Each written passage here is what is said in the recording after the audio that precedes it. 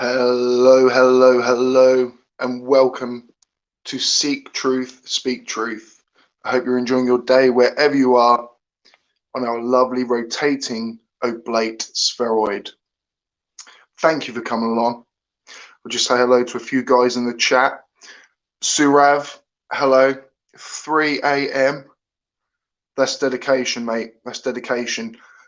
I'm going to have Surav on as a guest fairly soon, actually. Obviously 3 a.m. is quite late, so maybe not tonight. Dave Mack, I hope you are well. Ricky Bell, JSS Tiger, hello, buddy. I hope you're good. Chris, 4:30, wow. Brandon Cook, Global Mum, Rob Slide, hello to you all, the mighty one. Good evening, good evening. I hope you're okay. So Limey Play, how do I get on, mate? I do have a pinned comment at the top I fumbled around before, kept trying to email people the link, so it's literally pinned as the top comment. So anyone that wants to jump on, just click that link. I will cap it to probably 4 people. If we, sometimes you get too many people on, nobody can get a word in edgeways. So yeah, click the link if you do want to jump on there though, mate. Stuart Harding, hello, buddy. Gary Pollock, hello, mate. Let's see, I do have a guest. Who do we have? Dave Mack. How's things? How are you doing, mate? Yeah, not so bad. Good, good. How about yourself? Good? Yeah, really good, buddy. Yep. Thought I'd obviously just jump on again. Has to be done. A couple of days away, I started getting itchy fingers, shall we say? So had to come back. I missed the last one. As I said, I watched it back later on, and that was pretty good. I'm upset I missed that one. Like, yeah, there was some good topics.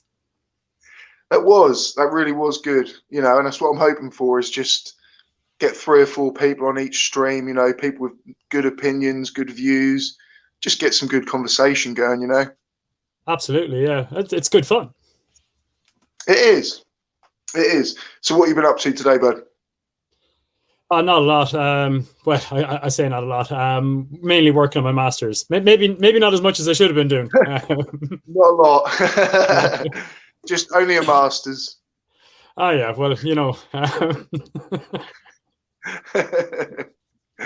Oh no, good, mate. Good. I'm at the stage at the moment where so we'll say there's some development and some software in the project, but where I'm at the moment, I'm doing a lot of the writing it up.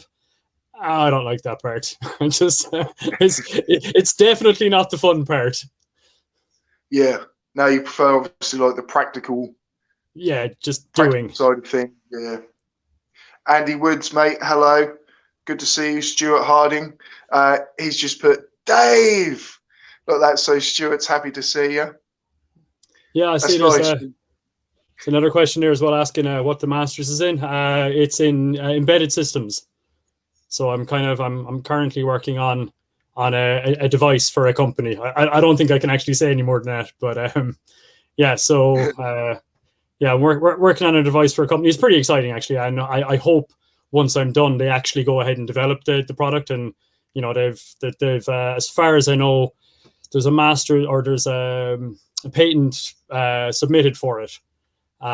So I think I'm just kind of waiting around on that to be granted before I can actually say too much about it. And it's getting a bit weird now, because I got to present this in kind of June, July this year, but I don't know if the patent will be true at that stage. So I think then I have to get people to sign non-disclosure agreements to be able to examine me, so that they won't talk about it either. Yeah, the bureaucracy part's not fun, but yeah, it's still all good. It's NASA, isn't it? Admit it, it's NASA. I wouldn't mind if it was something to do with space, but it's not.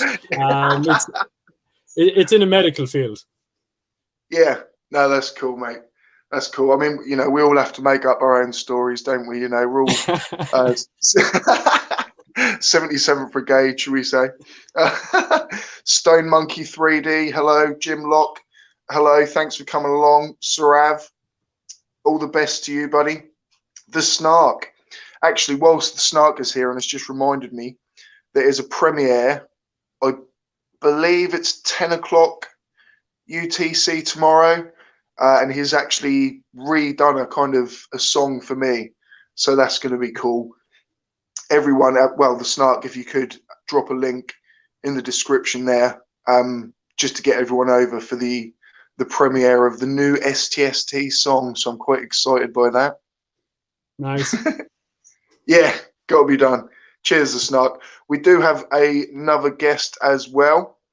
Limey Play, I'm about to bring you into the room.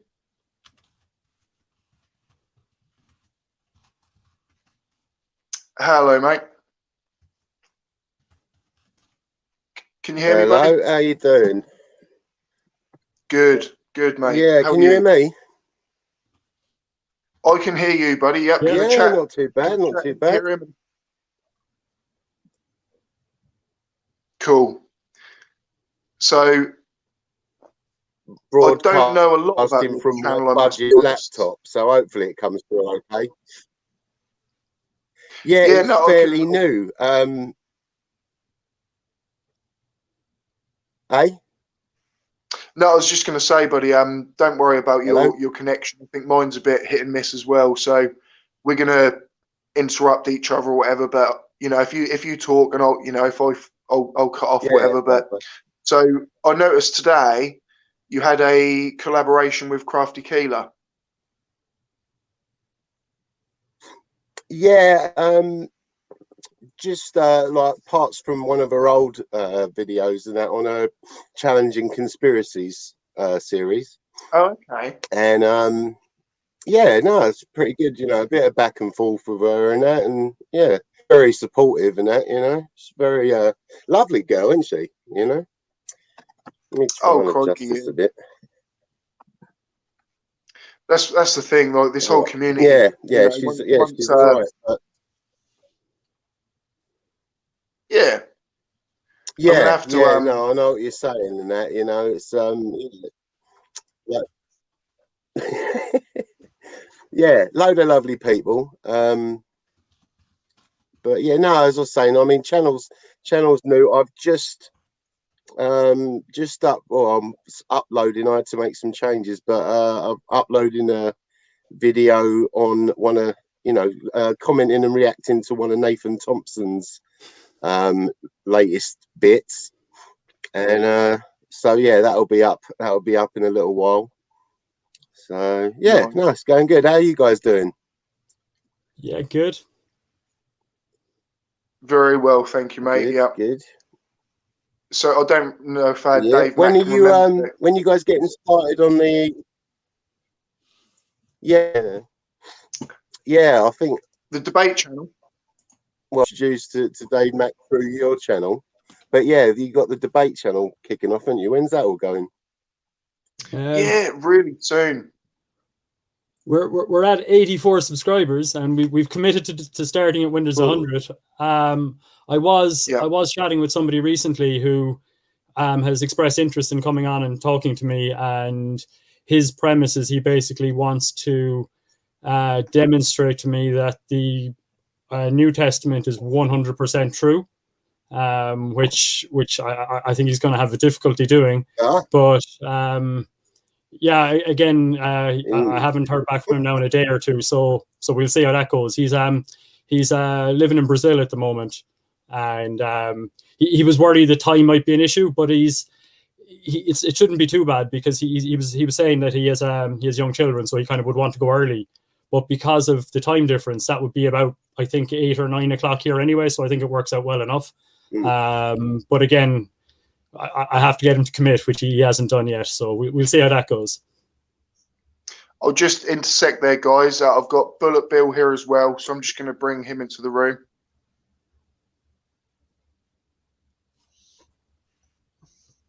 Oh, yeah. Hey, Bill. Hello. You've had a haircut. Yeah. I've cut cut my own hair. I still can't. Yeah. Oh, It's doable cool. because my hair's so all right, thick. Bill. Because I think because my hair's so thick, it's quite forgivable. You know, it doesn't look that bad, which is thankful, but it's not. Right. All I have to do is get out a big razor. Get OnlyFans this way. I don't know about that. That's a slippery slope. That. Yeah. I just seen your comment, but I was really looking forward to debate BB because you know he made a comment about me not knowing about immunology, and I was like, okay, right, let's. You ain't getting away with that, mate. You're not getting. Don't even try it. And then I was actually thinking, yes, this is like our first debate lined up. And then I noticed he left a rather horrible remark. I don't even want to say it. Do you know what I mean? I just don't. I don't want someone on my channel that would call somebody something like that. If you know what I mean? Yeah, no, that's a good idea because if you're not careful with those sorts of things, then you can really just gets out of hand, doesn't it? Yeah, you know. I mean, I remember one time on the channel they had Hip Hop Hippie on, and he's a Holocaust denier, and they just got him off. But there and then they were like, there was the start of the debate. Nothing had really happened. They just got rid of him, and I just think, yeah, I don't understand how people can unforgivable. Sorry, Limey, go on. I think you're delayed a little bit. My connection's all over the place, I think. Yeah. But, maybe I'm not sure if you maybe I don't know. Try and come out and in again or something.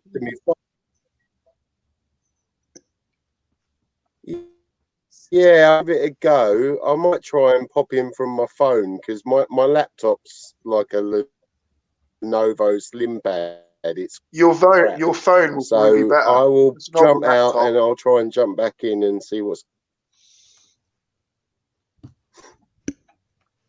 But yeah, it's you get these people, and to be honest, the thing is, I asked them a few questions, and it's like, right, immunology. If you know about immunology, answer me these questions, and he did not, and I just think it's so telling. Please stop. Like, you can say you hate masks or whatever, but don't you don't know what you're talking about. I could tell immediately because he was bringing up Sweden, and that's like, if there's one thing, way to spot an anti-masker is they will always talk about Sweden, and the reason is they think that Sweden didn't mandate masks, and Sweden are doing just fine, and one, they are not doing fine. Two, they have social distancing and they have mandated masks now, so it's not really a point. I think they think they're being clever. But there's a third point I think on there as well. I mean, if there's a guy out in the street with a gun and he's shooting at me, and I say, hey, look, I wasn't wearing a bulletproof vest, but I didn't get shot. That doesn't mean wearing a bulletproof vest wouldn't help me if I did get shot. I mean, whatever statistics you can bring up to say that here's this place where they didn't use masks and it was okay. You're like, okay, but that doesn't prove that having them doesn't help. Here's the science to say having them does. That's what that is. And well, also I looked at the numbers, for cases for two neighboring countries, which are Finland and Norway, the other Scandinavian countries, and they have far fewer numbers of cases, and surprise, they responded very quickly and very strongly to the virus, in terms of social distancing, in terms of mask use. So it's just, I just don't bring up these things when you don't know what you're talking about, please. It's just I think Limey should be back. We'll have a... Hello? Hello, can you hear me? Yep. Yes, mate. Yeah, I can hear you pretty clear now. Yeah. Sorry, bear with me. I'm figured now that I'm portable, you guys can join me for a smoke break. I'm having one right now. That's fine. So yeah, you can smoke indoors. That's handy. Just don't tell me, landlord. No, might not want to put that on YouTube then. yeah, probably. Yeah, I might have to cut out of. This one might not be going. A little bit of editing. No, that's the thing, isn't it? Like, I wonder if the landlord's lurking in chat right now. That's a good job. I'm paying my rent on time. That's all I'm saying. Keeping an eye on how well your channel's doing to see if you need to put your rent up. Oh, classic. Oh, well, saying how well the channel's doing, JSS Tiger has sent in a super chat. So thank you very much. You guys should coordinate a sun observation, pick a time, document directional orientation, see if it plots on an FE map. Yes. Is there... We're all reasonably close, though, are we? I mean, if we had some people from further away, that would be pretty class. I know, like, you had... We're all in the UK and all the UK and Ireland, which is... Close enough, like, yeah. So... but you had a couple of guests on there before that were further distant. I mean, if you get any more of them on again, by all means, I'm up for it. I'll take some observations and I'll take some notes. And yeah, if we get a quite big range, then we'll immediately show that those observations don't work on a flat Earth. Yeah, I mean, we need, say, someone in America, someone in Australia. I've often heard where Australia just does not fit at all. Like, say, the way Australians view the sun and the way it's kind of, plotted on a flat Earth map, it's just absolutely impossible. The whole of the southern hemisphere is just an absolute fail for that. It's amazing how there still are like flat earthers that use that model, and I don't know why, because I think most of the mainstream flat earthers have moved away from saying let's just poke holes in whatever we can say, atmospheric gas pressure and all that, and not bring up the model because they know just how flawed it is. So it's easy to just not speak about it. And now what they'll say is a straw man. Anytime you bring up that model, they'll say, "Oh, straw man, I don't, that's not my model. I didn't say that." But then obviously, where is your model? Then you've just got nothing. That's not really much better. Yeah, that's why they have to believe that, say, a model is nothing. They'll say, "Oh, is that all you've got as a model? Can't you show us it in real life?" Do you know what I mean? So they'll turn that back. Yeah. There's kind of, it's not a bad thing that they don't have a model. Well, if it's either a cartoon, it's like, oh, you're showing me cartoons, or it's CGI. So it's like, what do you want me to show you? Yeah. What do you want, dude? I mean, I've actually I think it's funny when they do mention about just the distances and stuff in Australia, and again, that map that obviously now doesn't apply, because they often say, observations you have to do yourself. And I was lucky when I finished college, before I started working the first time, I went on a trip around Australia, and I've actually driven the entire coast. So I have personally plotted the distance, and no, they're wrong. That must have been a hell of a. It was awesome. I spent 10 months ish doing it, I think, and literally that's a long way to go, though, isn't it? That's a big trip. It was huge, and some of it was quite hairy. Like we were really completely inexperienced, and at one stage we drove across an area called the Kimberley, which is up in kind of northwest, and at one stage we kind of got stuck in our Jeep that broke down in the middle of nowhere, where we had no telephone signal, there was no radio signal anymore, and we were quite a while without actually seeing anybody. There was no traffic on the roads or anything like that because there was no people. That's how the most recent Wrong Turn movie started, isn't it? Yeah. I was trying to think of that guy. Those like Outback Murders. I'm trying to remember that film. Wolf Creek. Oh, yeah, Wolf Creek. Oh, Wolf Creek. Have you seen the second one? Have you? Yeah, and there was more terrifying places than Wolf Creek. There's a couple of places that are very much like that movie, though, very hillbilly-ish, shall we say? Limey, it looks a bit Blair Witch Project-esque in your sort of camera at the moment. Yeah, I've realised that the light outside doesn't work, so I'm trying to speed smoke so I can get back in the light. I'll just say hello to some guys in the chat. Adam L, good to see you, mate. Thanks for coming along. David Oliver, hello. The Kitsune Cavalier, good to see you. Barry on. Nunya. I'm trying to say Nonya. There we go. You're trying to overpronounce things. Yeah. Thanks so much for coming along, guys. If you could hit the like button on your way in or dislike on your way out, that would be great. Thank you very much. We have an Australian in. Hey, Ugers. Ugers! Greetings and salutations. Awesome content. I love it. Yeah, he does. Jump in here if you want, mate.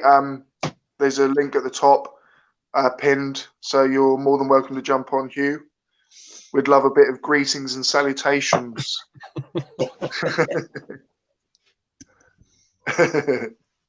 So, Limey Play, what made you find this community? Well, I think first I ended up watching a SciManDan video like months ago, and you know, that sort of got me into watching like the Flat Earth was. Oops, hold on, I've just turned off my screen. You know, like in the debunks and stuff. And then along the way, yeah, I bumped into your channel, and you know, I've enjoyed following that, and yeah, it's just gone from there, really. So, okay. I'm glad so you're obviously the guy. Tripod for my phone. Eh? You got a tripod for your phone? Yeah, I picked one up on Monday, just because, you know, my mobile phone, the camera's better than the shitty laptop I got, so I'm using that for filming for my videos. And so I thought I'd get a tripod so I didn't have to hold it at arm's length, because that was getting tiring. And so yeah, so stroke of luck, I picked that up on Monday, so it was a good timing for today. Good timing. Good timing. It looks really clear. It looks really clear. Not bad. It's just a what's it? Motorola Power or 8 Power or something. I don't know. It was cheap, so yeah, not too bad. It's surprising. Huh? I say I think it's surprising. Like you know, I'm the same. I'm just using my phone at the minute. It's probably not the best, but you know, sometimes actually they're better than say a laptop that's 5 years old.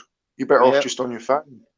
Well, my laptop only got late last year, but again, you know, like I went for a cheap laptop, and it was only a couple £100, so that's probably cheaper than my phone. But yeah, like you say, like, you know, I mean, the microphones on phones are outstanding, just because obviously you're using it to talk to people over the phone. So yeah, it's just better quality, I think, isn't it? You know. It's amazing how, I mean, I still remember my first phone, like I could club a baby seal to death with it, you know, so I'm loving how small technology is getting nowadays, you know? Yeah. Yeah, now I know what you mean. But then it kind of is going back again now, I think. Like, people are kind of getting these huge phones again, aren't they? And, it kind of goes peaks and troughs. Just say hello to a few people in the chat. STST, shout me out. That's Jose JG. Hello, mate. I hope you're all right. Adam L, Chris, Lubo in China, the mighty one. Are there any Kiwis here? Yeah, I'm not a Kiwi, but no. I've got one in the fridge. I might eat it a bit later, but I can't stand that fruit. As for the person, like Kiwis are awesome. Yeah, that's a good job you elaborated there. Like, you just like, I can't stand Kiwis. Like, nah, when I I lived in the States. I lived in Michigan for 14 years, and I've got family out there.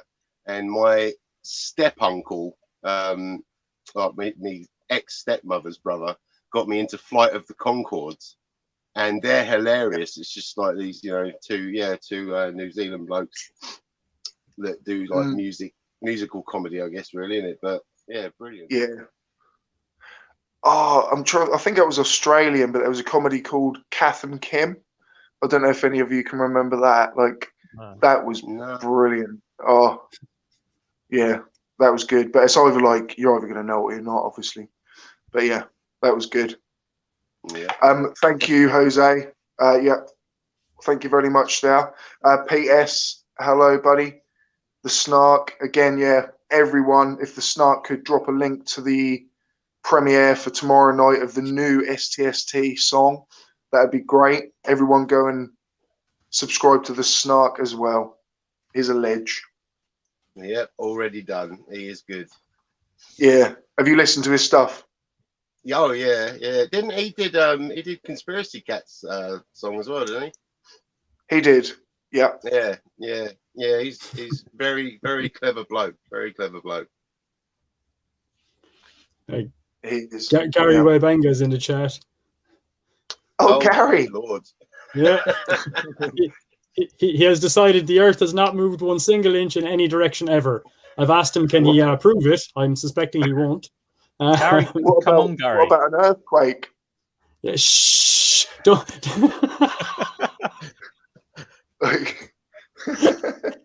or a landslide, or I can't copy and paste in the voice chat now, can you?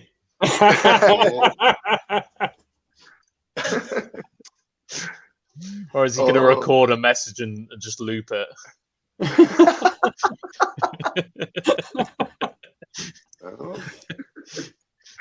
I can imagine it. I'm looking forward to I think hopefully Gary is actually going to go on Tommy Grunwald's channel pretty soon, so that'll be quite cool.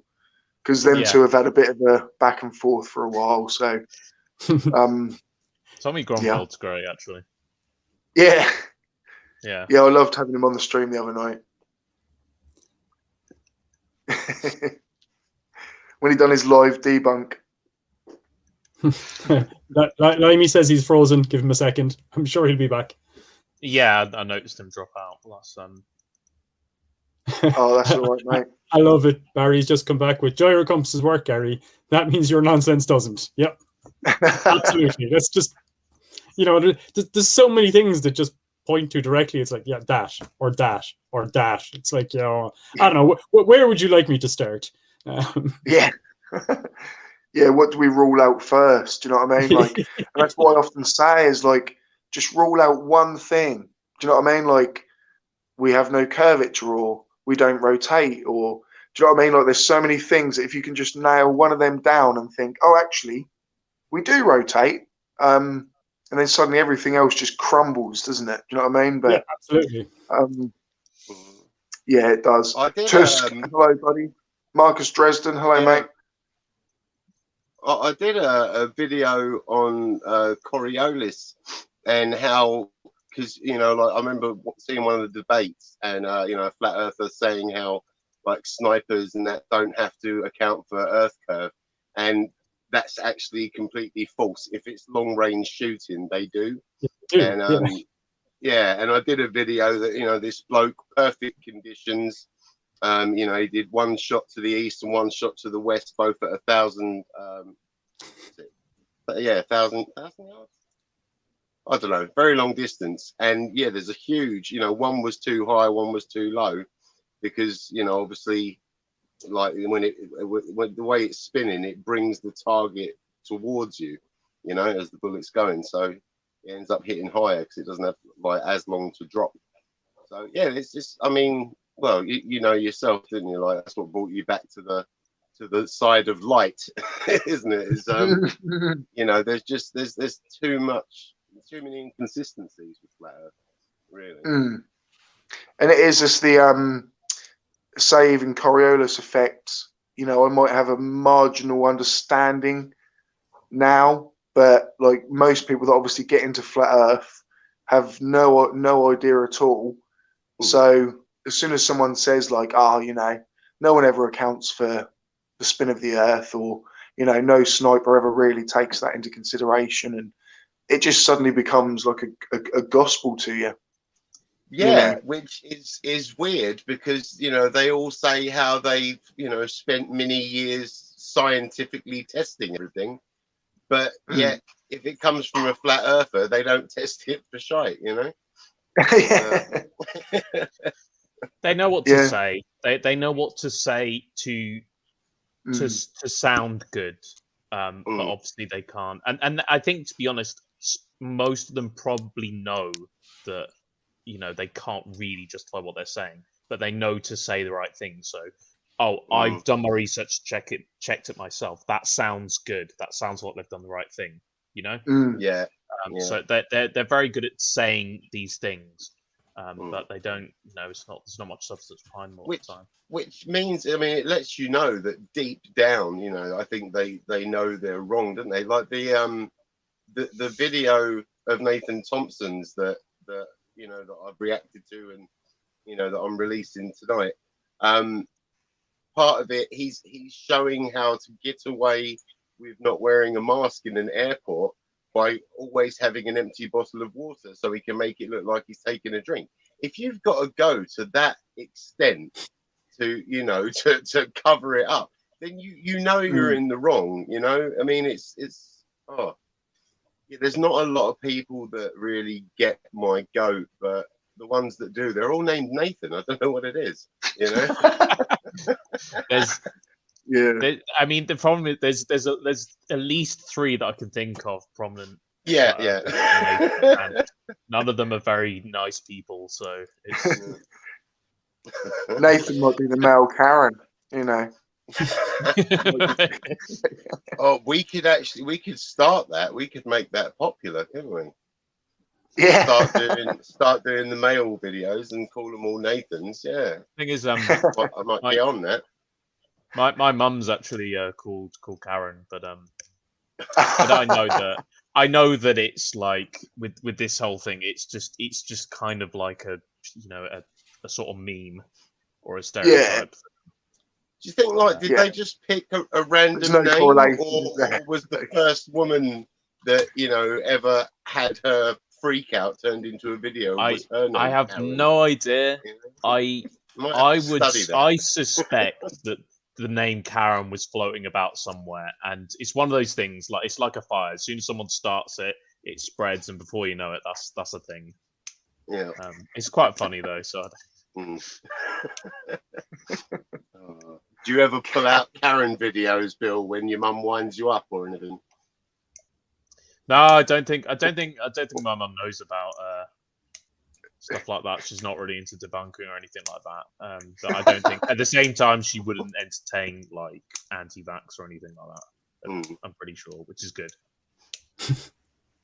And to be honest though, I'm trying to be like vigilant on Facebook, and I've made a few posts actually and said, I don't know if you've seen any, Seek, but saying, you know, like, just a disclaimer: if I see anyone that's anti-vax, I'm going to call you out. You know, I'm gonna challenge that, and I don't really care if you're my friend or whatever, then I will still call you out, because that's not okay. I'm sorry, but that's just not okay. So yeah.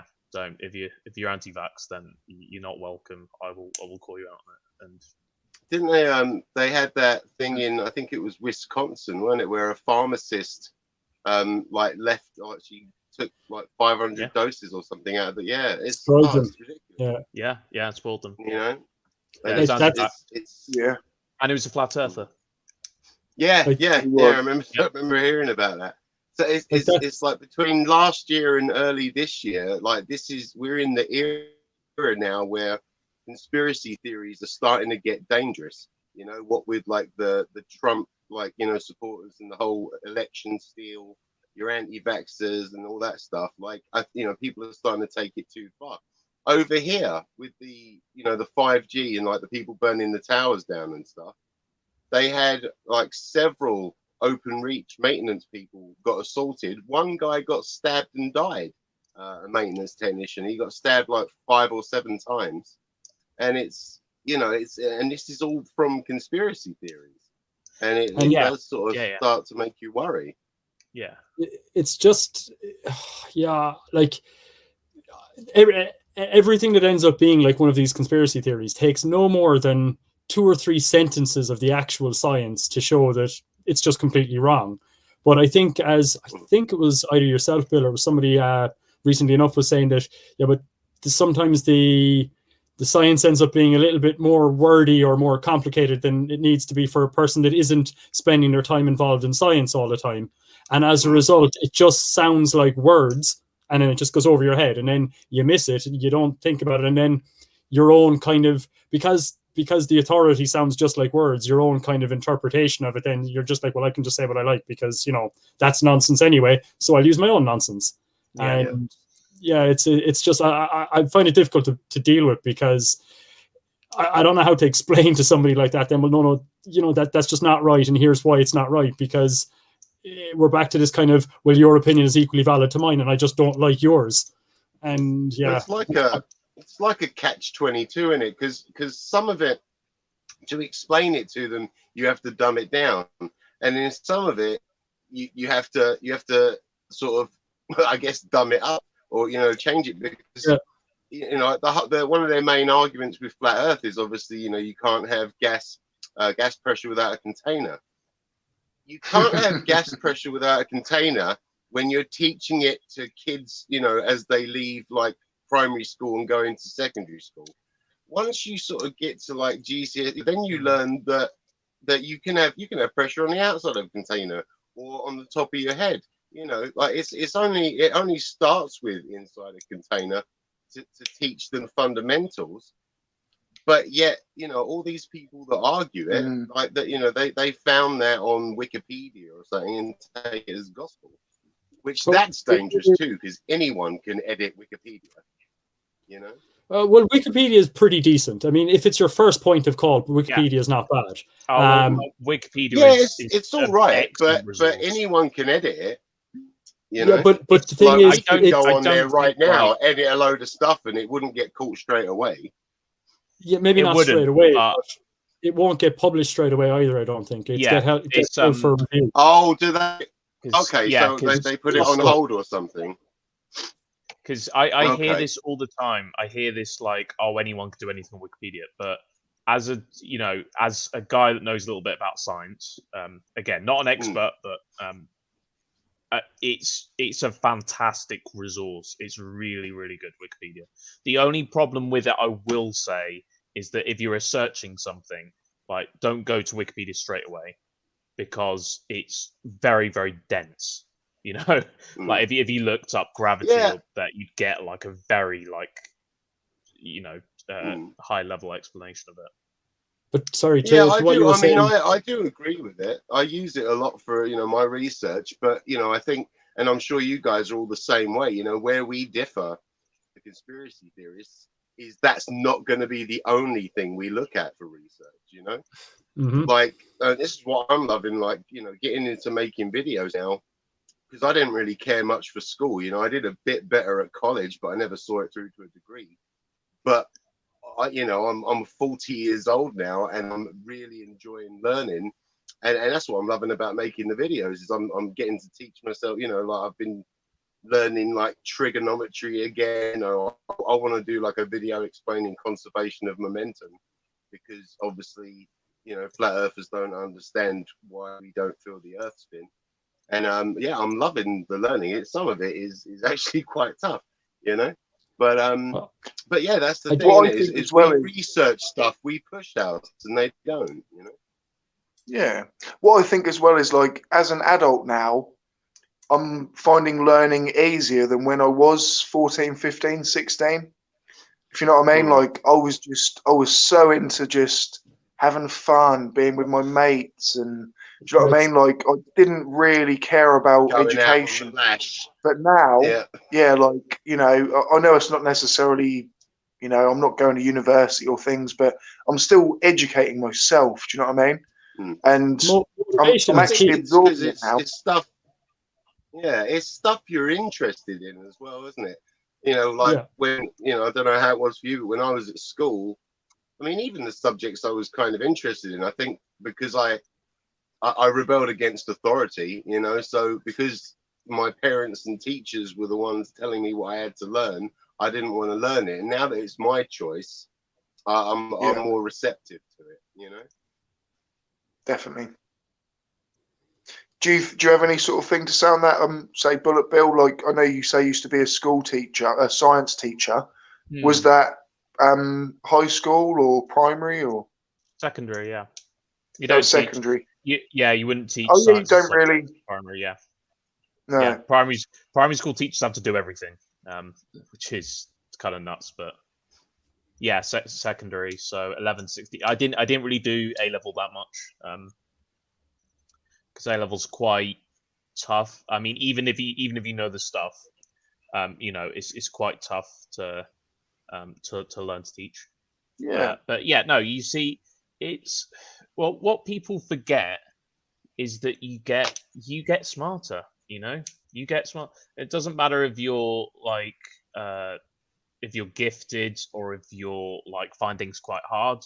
You do get smarter and you do get better at things as you get older, and that applies to adults as well as children. So you would, looking back at some of this science, you will be more able to tackle it than you were at school. You know, just by regardless of how good you think you are at science or good or bad you think you are at science, you know, because you build up. I think people forget that, you know, just because you're not in school doesn't mean you're not. You can't learn things and you can't develop.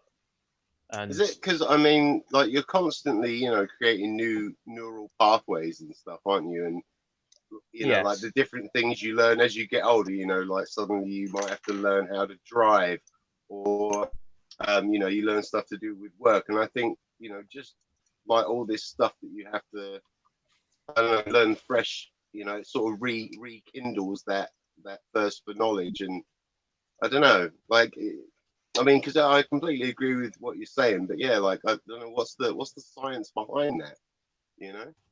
Well, it's like you said. The problem is with the way we learn. There's so many misconceptions in the way that we learn. It's so much more than knowing facts. There's just so many misconceptions. Like one in science, for example, keywords was such a big challenge when I was teaching, because oh my god, the vocab in science, especially biology, it drives me insane. It's an absolute nightmare. I mean, you have words like photosynthesis. You're teaching students that you know, EAL, English as a Additional Language, that, you know, they're still learning English. You've got to teach them photosynthesis and then what it does, and yeah, so it's a pain. But you know, it's like definitions of words. You don't have to. If I want you to understand what that word means, photosynthesis, I don't care if it's not like a dictionary definition of exactly what I'd find if I looked for photosynthesis. Do you know what I mean? So you don't have to understand things in a strict particular way. That's not how you learn.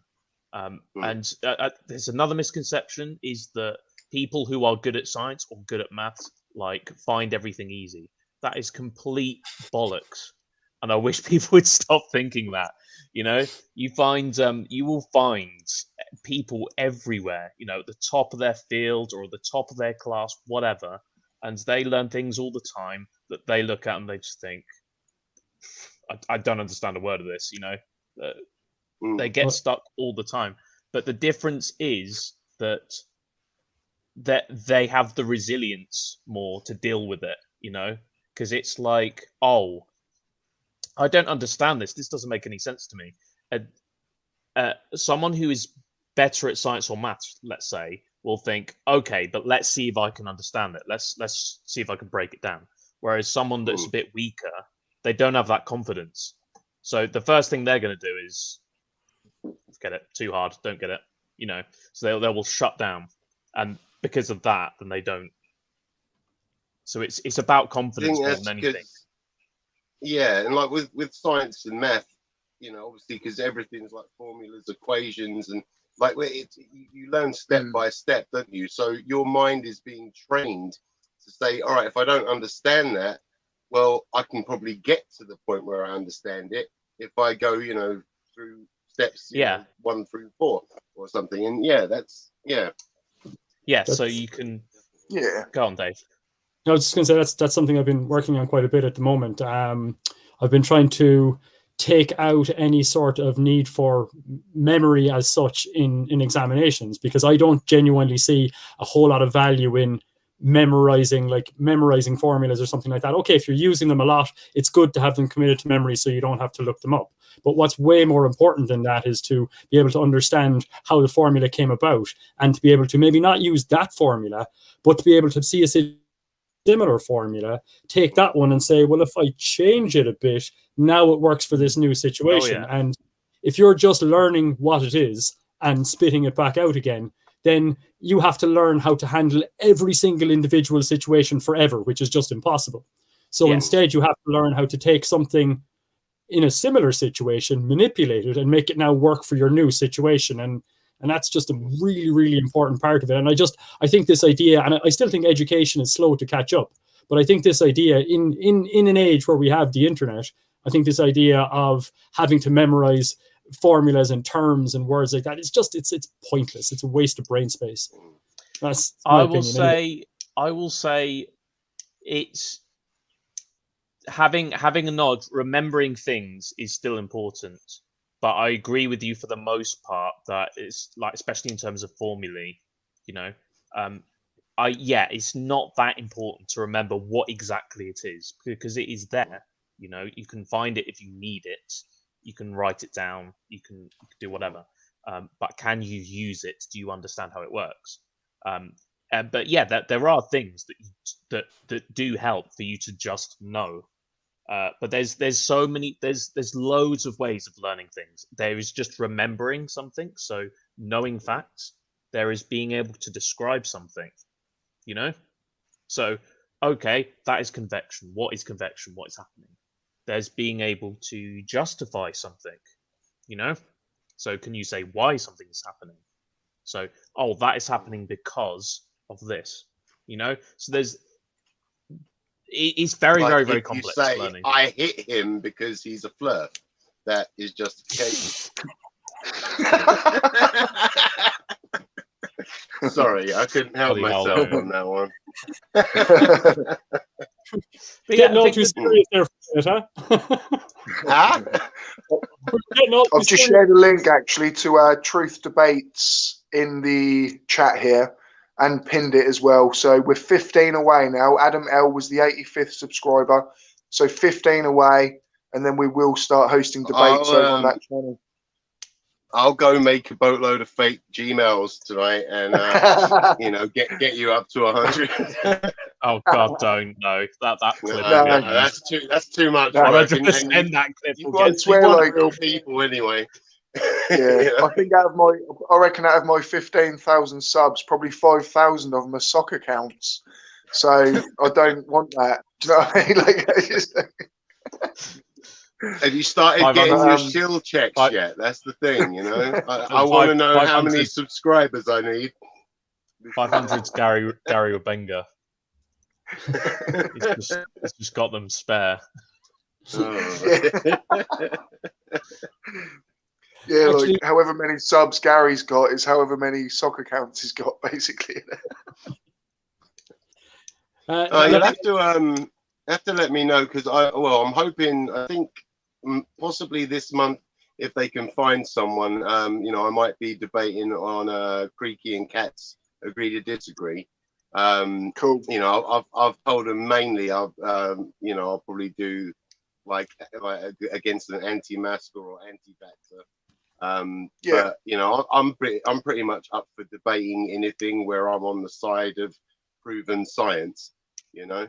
So if you guys, I'm always up to come on there at some point if you end up getting someone. Can I say something that's really going to sound really like pedantic and So this whole debate thing, I get it. I understand that. Oh, SciManDan is in chat, by the way. We're in the presence of greatness. Hello, sir. Oh my goodness. But yeah, I was the thing. I'm not worthy. I'm not worthy. I can't speak with SciManDan. We've all just suddenly got a bit weak at the knees, haven't we? Yeah, he's my hero. He's what got me into this. I feel flushed. Anyway, with these debates, I get that, you know, there's two sides and you're trying to convince the other, but here's the thing: debates are for things that are a matter of opinion, you know, and are for things usually to do with on the side of humanities, you know, where that's there what I mean. isn't I'd rather really sort of debate religion and things like that. Like, exactly, you know, I know there's not really a black or white. With science, even calling these things debates is creating that it's feeding into the idea that there is two sides. That there is like that's a really good point. Some sort of merit in the case against, you know. So, for example, evolution debate. No, it is not a debate. This is established science. Flat Earth debate. That's a really good the Earth point, isn't flat. It's established science. So maybe the format you're doing. Maybe what Seek and Dave could do then, because you're absolutely right. You know, if it's established fact, then it shouldn't be a debate. But you could, you know, for example, let's say you set up Bill to debate against a flat earther.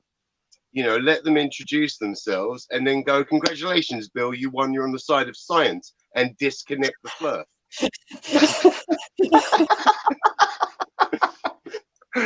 Brandon Cook is so I just got accused of something there in the chat. Brandon Cook. Hey? Yeah, he needs to be blocked. Oh dear. Brandon, mate. Yeah, that's the instant ban from the channel. Common. How common is that becoming now? SciManDan, exactly why I don't debate flat earthers, and I couldn't agree more. Although I would be up for debating Nathan Thompson, just because he irks me so, you know. I've debated 10,000 people. I think FTFE worked it out, and for the amount of time Nathan Thompson's been a flirter, he would have had to debate 4 people a day every single day. But you know, to have debated that many people, it's ridiculous. The problem is with Nathan Thompson, he's so dislikable. I don't really want to see him in any capacity anymore. You know, not in a debate. That's true. I just want to say hi to Crafty quick. Crafty Keeler's in the chat, and you know, I didn't notice because I've got the phone here and my laptop down here. But yeah, I just want to say hi, Crafty, because she's helped me sort of want to get my ass in gear and start making some content. So thank you. She's a good motivator. Yeah, she does. And she's got a way cooler accent than I do. You know, English accent gets boring. Irish accent, it's fantastic.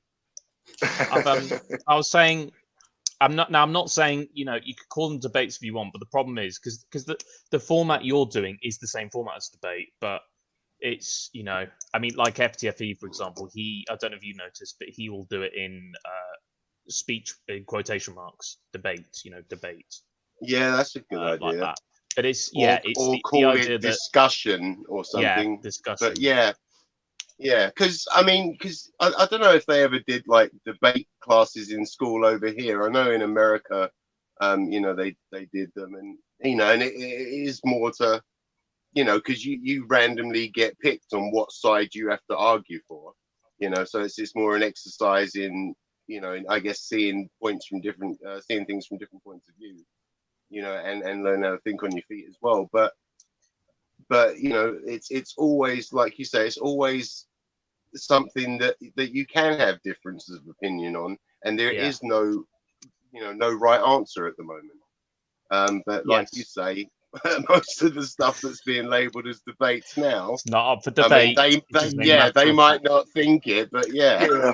Maybe on obviously the Truth Debates channel. Because I won't exclude a flat Earth debate, because actually that's probably the only topic that I can confidently debate. If you know what I mean, I'm very confident. If you on change the topic, spelling, so instead of DE baits, it's DUH baits, like duh baits, because duh is what I just hear in my head when I listen to flat Earth. It's definitely going to be in like explanations. You know what I mean? Like it's going to be in brackets.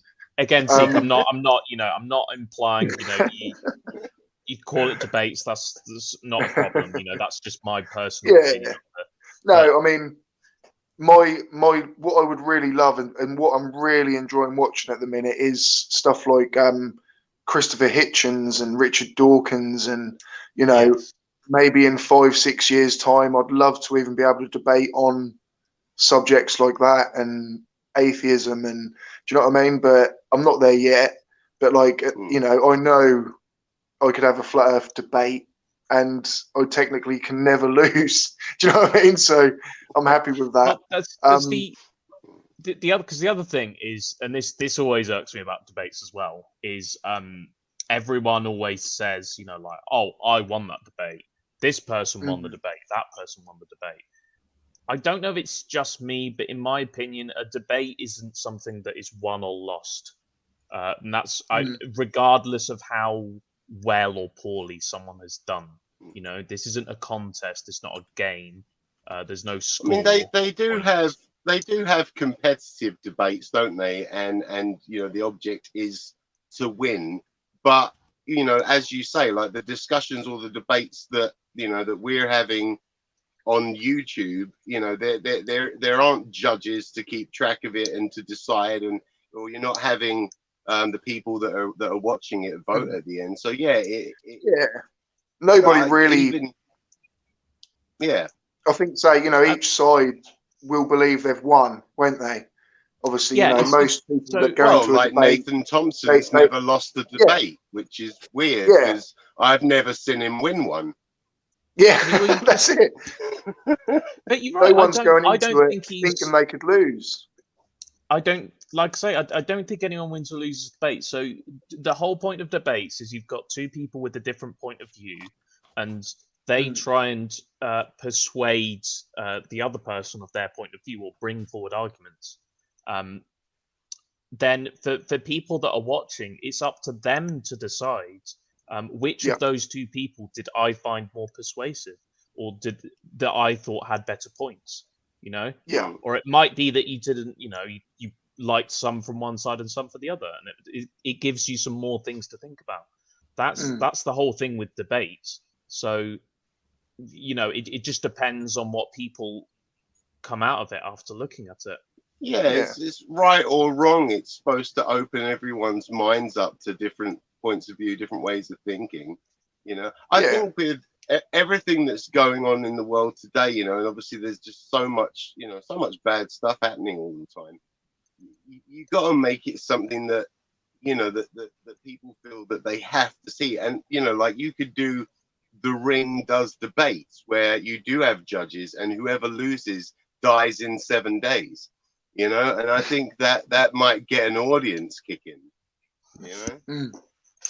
But I just thought something. If I was being a bit rude, but maybe I should have said, SciManDan, mate, there's a link at the top. You may well be busy and just having a little listen, but feel free to jump on. I'm sure. Bring him on to talk. No, that's like meeting my hero. Just warn me. I need to drink more before he comes on. No, like I said, he might just be listening or whatever. No pressure. Yeah.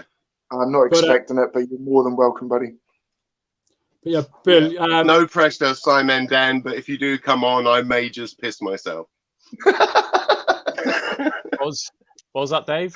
Yeah, I was just saying that I agree with what you're saying, and at the same time, there's some things I think I slightly don't know if I agree with. I find it a hard position to know where I stand on, and I know that I've seen I do watch a good bit of like the Atheist Experience and stuff like that, and I've seen a number of people on there that have contacted the show back again to say that I was watching the show.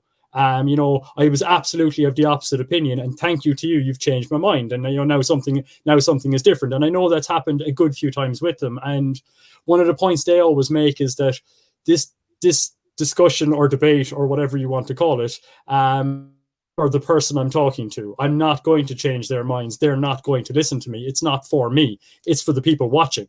And you'd be hoping that there's some people watching that are on the fence. And if you can make a better case than the other people watching that are on the fence, then hopefully, than your opponent, then hopefully those on the fence will look a bit more at it from the right point of view. So I think there is.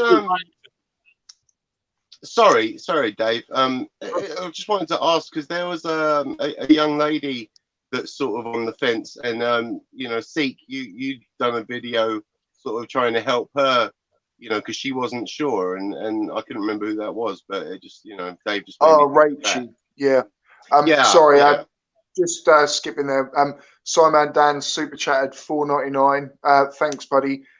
Just about to turn in, mate. But get yourself a 4-pack, and thanks for your excellent moderation during the live last week. Thank you very much, mate. I've actually got linked in the description to this very video my podcast with SciManDan and Conspiracy Cats. So please do hit that. You know, after this, go and listen to that podcast. If not, it will be on his SciManDan podcast channel within about the next week. I've got that saved in my watch list already. That's one to do later on. Cool. Thanks, SciManDan, buddy. Good luck. Sorry, Lauren. SciManDan, before you turn in, I just want to say, you know, thank you. You're what has sort of got me into this. I'm sure, you know, you've done the same for a lot of people, but you're the whole reason I'm now at a whopping 21 subscribers. 21. Come on, we've got to get Limey Play. No, it's not. We all start from zero, buddy. I did my not the one that's uploading. Well, yeah, I won't be able to finish uploading it until after this. But the one before it, I did one about that Dr. Simone Gold. You know, she's anti-vaxxer. She's pushing the hydroxychloroquine, however you pronounce it. And I got a load of dislikes, a load of comments. I had, you know, very long backs and forths with many people that, you know, completely believe everything she's saying, as well as every other conspiracy out there going. And, you know, it was my first time jumping up to like well over 400 views, which for my channel was huge. And I got one subscriber out of it. You know, it went from 20 to 21. That was it. Terrible. Yeah. So yeah, anyone watching, you know, subscribe to everyone you see on the screen right now. Limey, you're at 22 now. Hey! I only do Minecraft stuff at the moment, so if you like, so you don't have to subscribe to me unless you're into that sort of stuff. I think I already did subscribe to you off of last time. Yeah. Or I have to double check because there was one person. I think this was last week. Yeah, you know, I didn't know if I'd found the right bullet bill because there's a lot of them. Yes, there must be. Yeah. And I hadn't had a chance to go through the channels yet, but yeah, I don't do debunking stuff. So, but yeah, it's not your one that has Farming Simulator, is it? No. See, because that's the first one that pops up. Yeah, you know what? This SciManDan has just subscribed to you, buddy. SciManDan has just subscribed to you. I bet that's oh my god! Yeah, just a little bit. If you guys could just excuse. Oh, my mom said I'd never amount to anything. Oh. No, seriously, SciManDan, thank you. Oh, I now need to go and delete a load of videos because they're not up to his level. Yeah. We'll have to chat after this, Bullet Bill, because yeah, that it was your one, like, because You know, like I subscribe to Dave's off of this as well. My there are a lot of bullet bills. Yeah, my channel is not that relevant to much. See you later, Crafty. Yeah, but well, hey, you can use the subscribe though, was saying, what happened to Gleam? Does anyone? What are your thoughts on Gleam, guys? Gleam is a very interesting one. He actually pops up on my personal Facebook. I'm like, I've got mutual friends with him on my personal Facebook. You might not have heard of him actually. Yeah, Gleam is a bit of a he kind of is he a flat earther, isn't he? He's a flat earther. He is. Is he? Okay. He's 100% a flat earther. I'm sorry. Yeah. If you ask him, he will not say that. He will never ever out and out say that he's a flat earther. But he's one of them. He kind of plays the whole I'm actually sitting on the fence sort of thing. The thing is with Gleam is that on the one hand he does know physics. He has learnt. You can have a decent conversation with him, but I think it's a facade. You know. Yeah. It's a facade. It's almost like a piper. Do you know what I mean? Like kind of like someone sitting at the edge of the forest, going, I'm not sure, but. If you know what I mean, but those he would say like, I'm not saying the Earth is flat, but that is definitely fake, or that is not. It's this sort of thing, and I think like I said, he does have a decent knowledge of physics. He could talk a little bit about relativity, things like that. But I saw him; he was debating. I think it was Team Skeptic a while back. This was on FTFE's channel, and because FTFE and Team Skeptic really do have a really sound knowledge of physics, they're very, very strong. There's a point that Gleam could go to where he couldn't get any further without being called out. And then as soon as he reached that point, it's pretty much you go into the mentality that we're all well aware of, which is like, no, you're wrong, no, that's fake, blah blah blah, all this sort of thing. And you see. I don't know what Gleam is doing. I've seen him again, kind of quoting, cherry picking one thing that they've found that may seem to suggest. I think he did one at one point where I think it was B-Ball for Life, where he had a drone and he sort of took it up and then kind of compressed the image and it kind of showed curvature, and then he's like, there's this one document that says you can never see curvature at that height, no matter how much you compress an image. And do you know what I mean? But hanging off one thing. Yeah. The other thing as well is that if he was here right now, he would be very polite, very cordial, and we'll discuss things and all the rest of things, which is good. That's great. But if he was in the chat right now, you'd know about it, because he would be atting he's do you know what I mean? He's one of them, so it's like I'm pretty sure he's putting on a front, to a certain extent at least. But on the one hand, it's a bit weird, It's like on the one hand, it's good that at least he does know a bit of science, but. Like all flat earthers, he will reach a point where it's like, no, that is fake, that's not working. Sometimes I wonder whether these guys get to that point where they almost believe they're like the next Einstein or something. If you know what I mean, they're not willing to accept that. I could be quite intelligent and be good at what I do. They want their name down in history. Do you know what I mean? So they then get to that point. Of course. They're not gonna think that we could be quite intelligent, because they're taking all these scientists that have proven stuff for years that are way more intelligent than any of us could probably hope to be, and thinking they're smarter than them. It's hilarious. I know you spent your entire life on it, but I looked at YouTube for 20 minutes. Right. Yeah, that's so true. exactly. Super chat, sorry, from David Oliver. I've built the dinner, petrol station, garage, and motel from COD Black Ops 11 in Minecraft. I'm going to build the whole transit map on an asteroid. Wow, I'm sure that's something Bullet Bill would understand. I don't even play Minecraft. I understand it, so I hope Bullet Bill does. Yeah. I was going to say something off the back of Dave's comment a minute ago, and I can't remember what it was. But what did you say, Dave? Talking about the fact that researchers spend their entire lives working on a problem. Yeah. It's like what's it? Yeah, I watched some YouTube videos with Seek Truth, Speak Truth, and that. Forget these scientists. I'm a flat earther, and your buddy's like, no, that was last Tuesday. He's a glober now. Oh, okay, me too. Like, like I've still got my old flat earth videos up.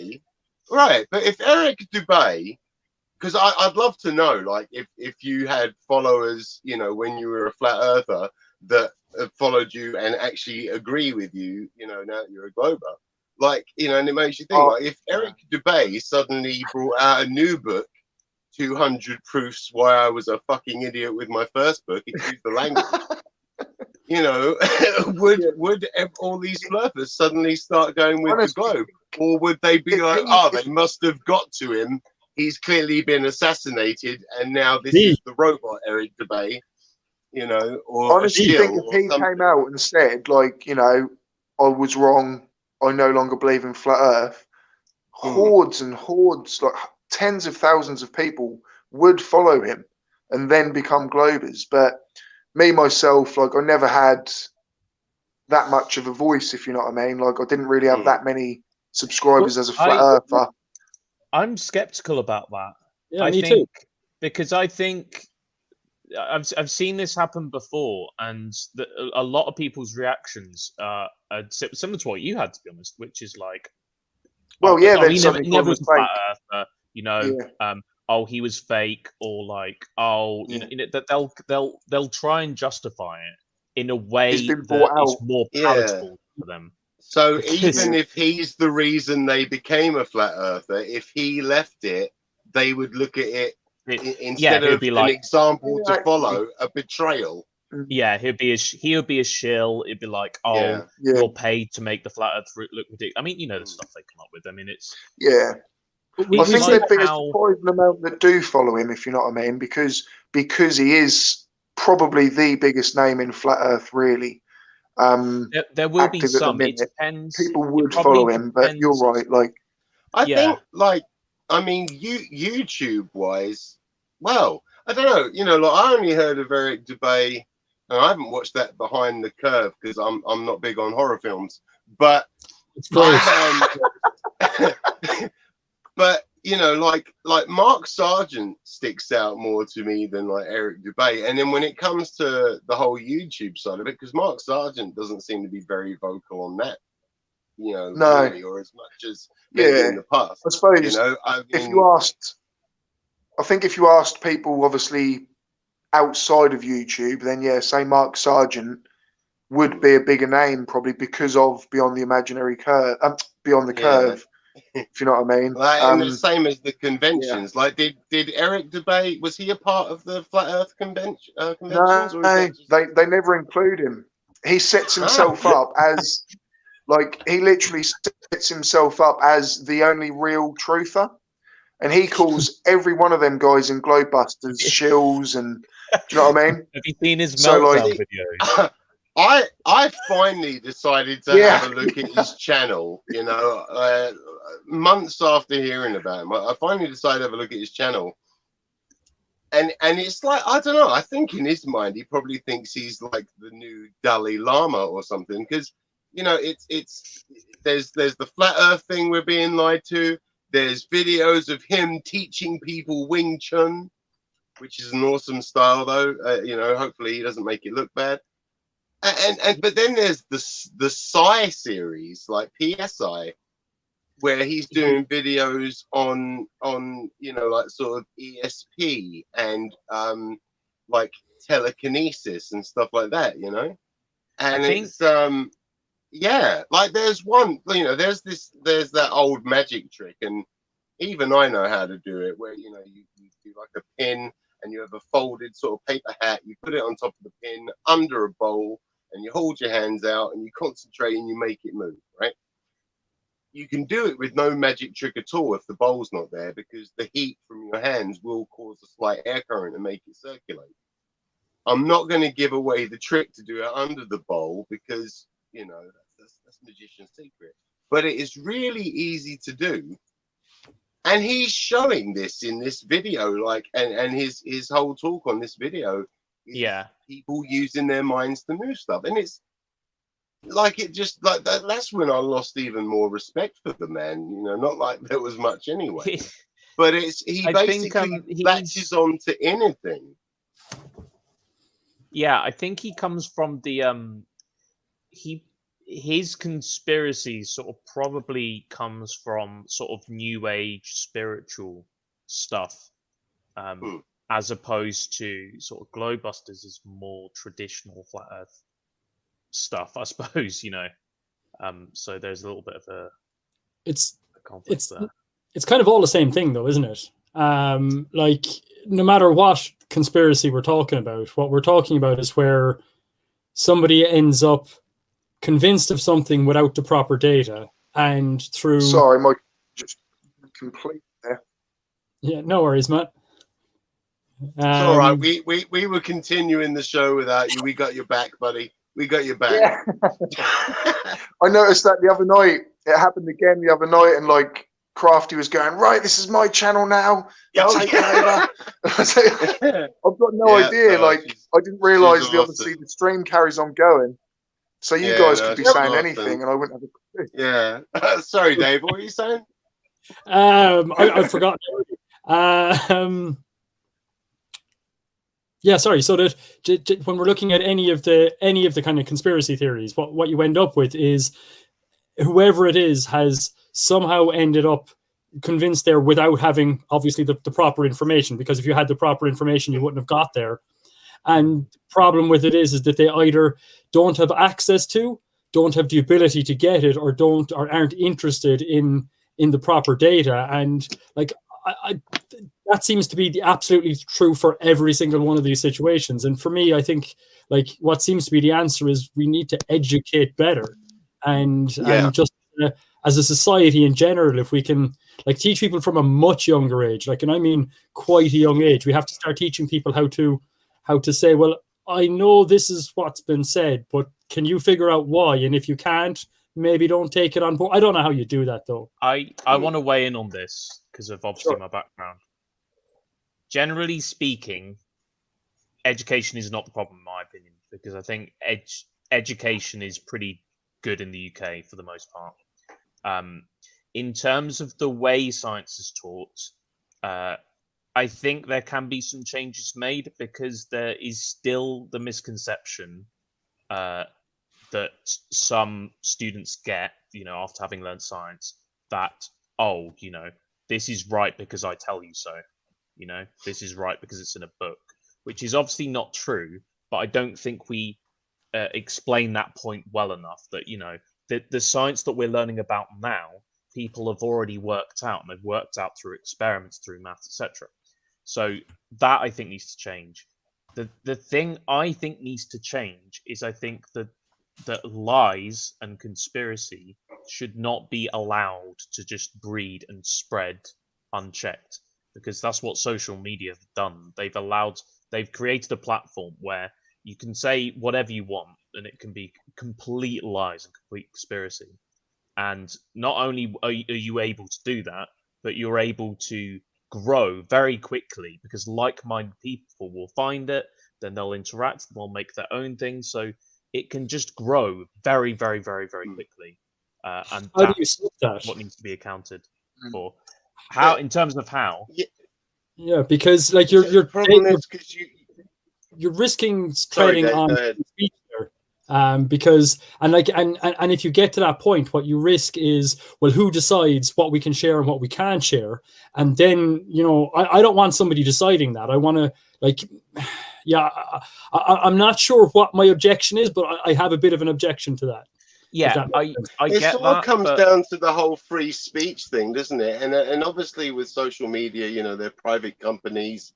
Regardless of the laws, they can decide, you know, what they want. But everyone does sort of have the right to free speech. But then at the same time, not everyone understands that right, especially, you know, in America. You know, people think that free speech means they can say whatever they want, and that is not the case at all. You know, legally, there are many exceptions, and obviously Trump's going to be finding all that out soon. The problem is freedom of speech is it means you can have any point of view that you want, and that's fine. But when things are factually and demonstrably false, then no, I don't think you should be allowed to share that. You can. I think and hate speech is like going to be wrong. But when you're but see, that's still stifling someone's free speech. Like I like how YouTube has, you know, at the bottom, you know, if you do a video and it has flat Earth in the title or in, you know, any of the bit that they transcript, you know, to know where to put it, sort of thing. You know, it says that it's an archaic concept, etc. I mean, I can sort of agree with what you're saying, Bill, but it's like how to regulate, and I don't think you can stop it completely because I think that is taken away rights. But like they do now with TV, you know, like when I moved back to England in 2014 from America, and one of the things that had changed that you know didn't happen when I'd lived there, you know, before I moved out there in 2000, was at the end of all these TV shows, it will say, you know, if you've been affected by anything in this episode, and they give you a number to call. Oops, sorry. And so maybe, you know, if they, because you can't stifle the free speech, but you can try to point people in the right direction, you know, given what they've watched, you know. Yeah, I remember, you know, actually, and obviously YouTube can manipulate what videos you get suggested. So if someone's looking at an inordinate amount of conspiracies, they could switch it so all the videos they are getting suggested are, you know, videos on the science to show them the true way. Sorry, Seek, I cut you off. No, that's all right, mate. What I was going to say was, I remember on Agree to Disagree, I moderated on there once, and the debate was actually about the freedom of speech. And it was actually the hardest debate ever to try and moderate, because I felt like any time I tried to cut anyone off or mute them, I was stifling their freedom of speech. Do you know what I mean? No, that's so. And this guy was sitting there, and you know, it was kind of like I can't really. There's so much to go into, but you know, it ended up being a bit. You know, someone seemed a bit Islamic extremist in a way. It ended out like, and he was saying like, well, what if I turn around and say all prostitutes are sluts, and then I wanted to cut him off, and I wanted to be like, no, mate, you know, you cannot say that. And then I was like, but that's against his freedom of speech, if you know what I mean. And I personally don't think all prostitutes are sluts, but do you know what I mean? Like, and I was depending on how you look at it, depending on how you look at it, you could say all prostitutes are sluts, but not all sluts are prostitutes. Just like all thumbs are fingers, but not all fingers are thumbs. Yeah, I was just like, I don't know, because I don't personally agree with that. But then, as a moderator, how do you? Yeah, you've kind of debate about freedom of speech. How can you tell someone they can't say that? Yeah, you know what I mean, that's just like as because I've never moderated, and to be honest, I don't think I'd ever want to. But I really love it. You kind of have to push your own beliefs out the way if you're moderating a debate. Kind of, don't you? I mean, obviously, you have to look at the moral implications of what someone's saying, but you can't look at every comment that you're moderating based on your own personal opinion, can you? Really? That's it. Yeah. Yeah. No, God, I wouldn't be able to do best that. type of moderator. The best type of moderator is someone you don't hear, I suppose. Do you know what I mean? Because, you know, then you're kind of overruling what other people say. David Oliver, £5 super chat. Thank you very much. Freedom of speech doesn't mean freedom of consequences. Yeah, I kind of believe in that. Yeah, like say what you want, but don't think there won't be consequences. I mean, I suppose I should say that it's not as if I want, you know, everything that's factually wrong, you know, to be taken down or anything like that. But there definitely needs to be some sort of moderation, because when I think that we are seeing the consequence. All right, Dave's going for a minute. I think we're seeing the consequences now of being complacent and allowing these kind of conspiracies and lies to spread unchecked, because there's a point at which people get to where they're so convinced that, one, you can't talk to them otherwise, which, as we know, a lot of flat earthers are in that boat. You can show them whatever you want, they will never ever not be flat earthers. And two, that they get to a point. You get to a point with conspiracies where people get so invested in it and so empowered and so passionate that they think, well, I've got to do something. I've got to spread the word. I've got to go out and then it starts bleeding out to real life then. You know, people always think that, people think what they think, but it bleeds out into real life consequences. Yeah. Like when you say that, you know, like the people. Sorry to cut you off, Limey Play, but I've got a super chat from Limey Play. Yeah, you know, I thought I'd chip into the cause, letting me hang out. Oh, mate. What was I going to say? No, yeah, no, like, you know, what you say, like the ones that suddenly think, you know, I've got to get out and spread the word. And as annoying as I find Mr. Thompson, part of me does think that he thinks he's doing the right thing. He's not an Oakley. I'm not even 100% sure he's a flat earther. I think he's in it for the money, you know, like, but Nathan Thompson, like, part of me thinks that he really thinks he's helping people, you know, maybe it's gonna help him get into heaven or whatever, you know. I think he is religious. He is like a religious flat earther, I think, Nathan Thompson, or at least what he portrays.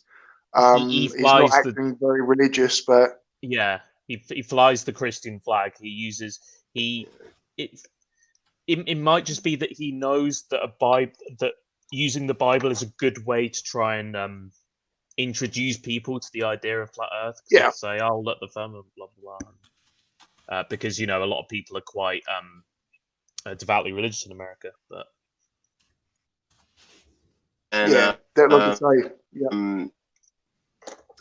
I made it a point in my video on him, where, you know, as I said earlier, where he says, if you don't want to wear a mask, just walk around with an empty bottle. I did make it a point to point out that is lying and being deceitful. And, you know, if that's something you preach against, maybe you shouldn't be doing it. But you guys bear with me. I had to plug my phone in because my phone was dying. But now you guys can join me for another cigarette, where I try to scare Bullet Bill by making it look like the Blair Witch Project. Actually, you'll have to get a torch and put it up to get out of this thing. I am. Actually, you know what that reminds me of is, does anyone remember I think it was Scary Movie, the first one, where they did this stupid like parody of the Blair Witch Project, and for some reason just I think that might be the first one. I remember the second one mostly because I think that one do the haunting, but I think the Blair Witch one was the first one, wasn't it? I love that type. I love that type of comedy that just really just stupid jokes. Like the second one was in the like the castle or whatever, and it was like, take my strong hand. The guy with the weird hand. Yeah, that's my strong hand. Yeah, that's brilliant. Oh dear. All right, that's seen there's David in the chat is saying there that Nathan Oakley really makes him angry, so he doesn't watch him. I can't do it. Even my favorite debunkers, if I'm watching something, or if they have, we'll say, something on with Nathan Oakley, I'll start into it, and a few minutes in, I find myself genuinely roaring at the screen. I'm sitting here screaming at my screen, going, "What are you doing to yourself? Turn it off!" And I just turn it off. I hate him. Yeah. It's funny that you say that, Dave, because I did exactly the same thing last night. I was, I've been watching a lot of, like yours, Seeks, and FTFEs, and like older videos, because obviously I'm late to the party, as it were. And it was an FTFE and Team Skeptic joint collaboration on which country has the worst Nathan out of Oakley and Thompson. And yeah, as soon as I think, because they had to do 5 points each, and I think FTFE got halfway through point 4, counting 5 then 4, and yeah, I had to turn it off because I cannot stand Oakley. He's just a horrible human being, isn't he? He is. I mean, even take him away from Flat Earth, he's not a nice person, I don't think. Oh yeah, I've got nothing against most flat earthers, and I wish they'd come round to science, but like if they're ones that don't hurt anyone, I don't think he's a legitimate flat earther. And there's that whole thing when he like smacked his kid like on air or something, weren't there? Yeah. And he later on, like weeks later or something, he did an apology with said child sitting on his lap. What sort of complex is that going to give your kid when you do a video telling everyone that you didn't hit your kid's sitting on your lap going that you did, and that can't be healthy for your child. No. Not to mention, but in that video, she had a bandage round her head. So maybe he's hit her a lot more. Well, I'm gonna say, like we don't know, so it's we don't know, but as in the scientific we method, don't know, but we know. You observe, you experiment, you can hypothesize, etc., etc. We heard his kid sort of annoying him by touching something, and him even saying that noise when she touches something, and then we heard her crying a little, and then we heard a smacking sound, and we heard her crying a lot. I know. It's a pretty safe assumption. I know what you're talking about, but at the same time, just I think even when it's someone like Oakley, you cannot jump to assumptions, especially. No, this is true. Yeah, no, I do agree with you there, because it can be dangerous. Very, very, I'm pretty confident, but yeah, I can only say I'm 99% sure, not 100, because no one saw it. So I understand what you're saying. So just says Tiger, sorry, $5 super chat. I'm sure hearing Oakley's language from other rooms also isn't healthy for his child. Same with any parent of flat earthers and things. I mean, obviously, many children get brought up into religious households, don't they? And obviously, at the minute, there's going to be a lot of maybe flat earth parents trying to push it on their children, and I think it's that friend of Nathan Thompson's been doing that, doesn't he? And there's a video of him, he's all proud because his 2 little daughters are saying the earth's flat, and then he's like, remember, don't tell mommy. So you not only, forget if you're sharing what you believe with your kids, but you're teaching your kids to hide it from their mother. That is my biggest gripe with that one. Well, anything, I suppose. Like if you're literally having, you might give your child a few sweets or a bit of a chocolate bar and wink and say, "Oh, don't tell mum." But but that's pretty harmless, I think. Yeah, that's what I mean. But to actually be, don't tell mum that I'm telling you the Earth's flat. Like, yeah, that's weird. That is very strange. That can be dangerous because it's conspiracies. It's like, you know, it's like the wife saying, "All right, honey, I got to work, so I need you to take the kids to go get their vaccine shot." And then the dad skipping the doctors, taking them to McDonald's and saying, "Don't tell mommy you didn't get injected." You know, like to me, it's kind of that bad because I never used to think of it this way. But as I said earlier, you know, like this past year and the beginning of this year it's really shown me how dangerous conspiracy, like that mindset, can be. Have you, have you yourself ever believed in any sort of conspiracies or come from a mindset at all? Like, I mean, I still, you know, believe in Bigfoot. I play bridge with him every Tuesday. I don't know, really, to be honest. I don't know. I might have to mull that over and get back to you. I'm not sure if there are any that I believed in. Yeah. Well, I think. What about you? What about you two guys? Have you ever thought, or like at one point been like, wow, and then afterwards been like, what on earth was I thinking? Yeah, I almost did once, and I genuinely remember the minute that it came into my head. I now recognize how damaging it can be, and I recognize how easy it can have been to continue slipping down that path.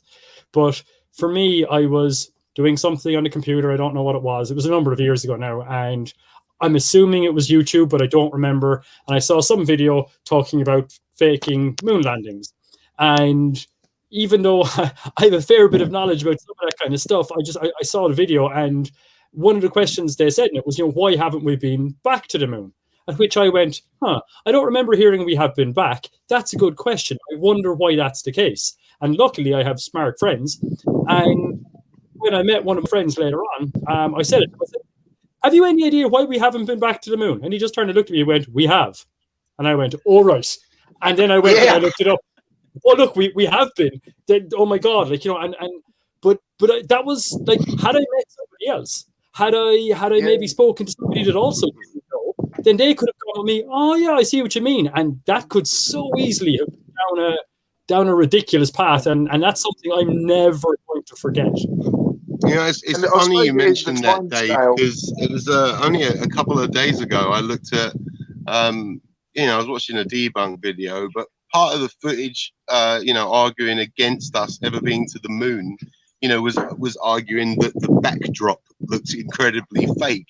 And in that particular picture, it kind of did, and I did wonder for a split second, maybe it could have been faked, but I mean, I honestly think we have been there. Like I did, like you say, because they say the technology's been lost, and that did kind of confuse me. But then again, after doing more research, which, as we said earlier, is something that us non-conspiracy theorists make sure we research stuff as much as possible. And it mentioned how, because obviously they contract out to all these different companies, they're going to have all the plans to build stuff. So when they say we haven't got the technology to do it right now, it's because they use different companies back then.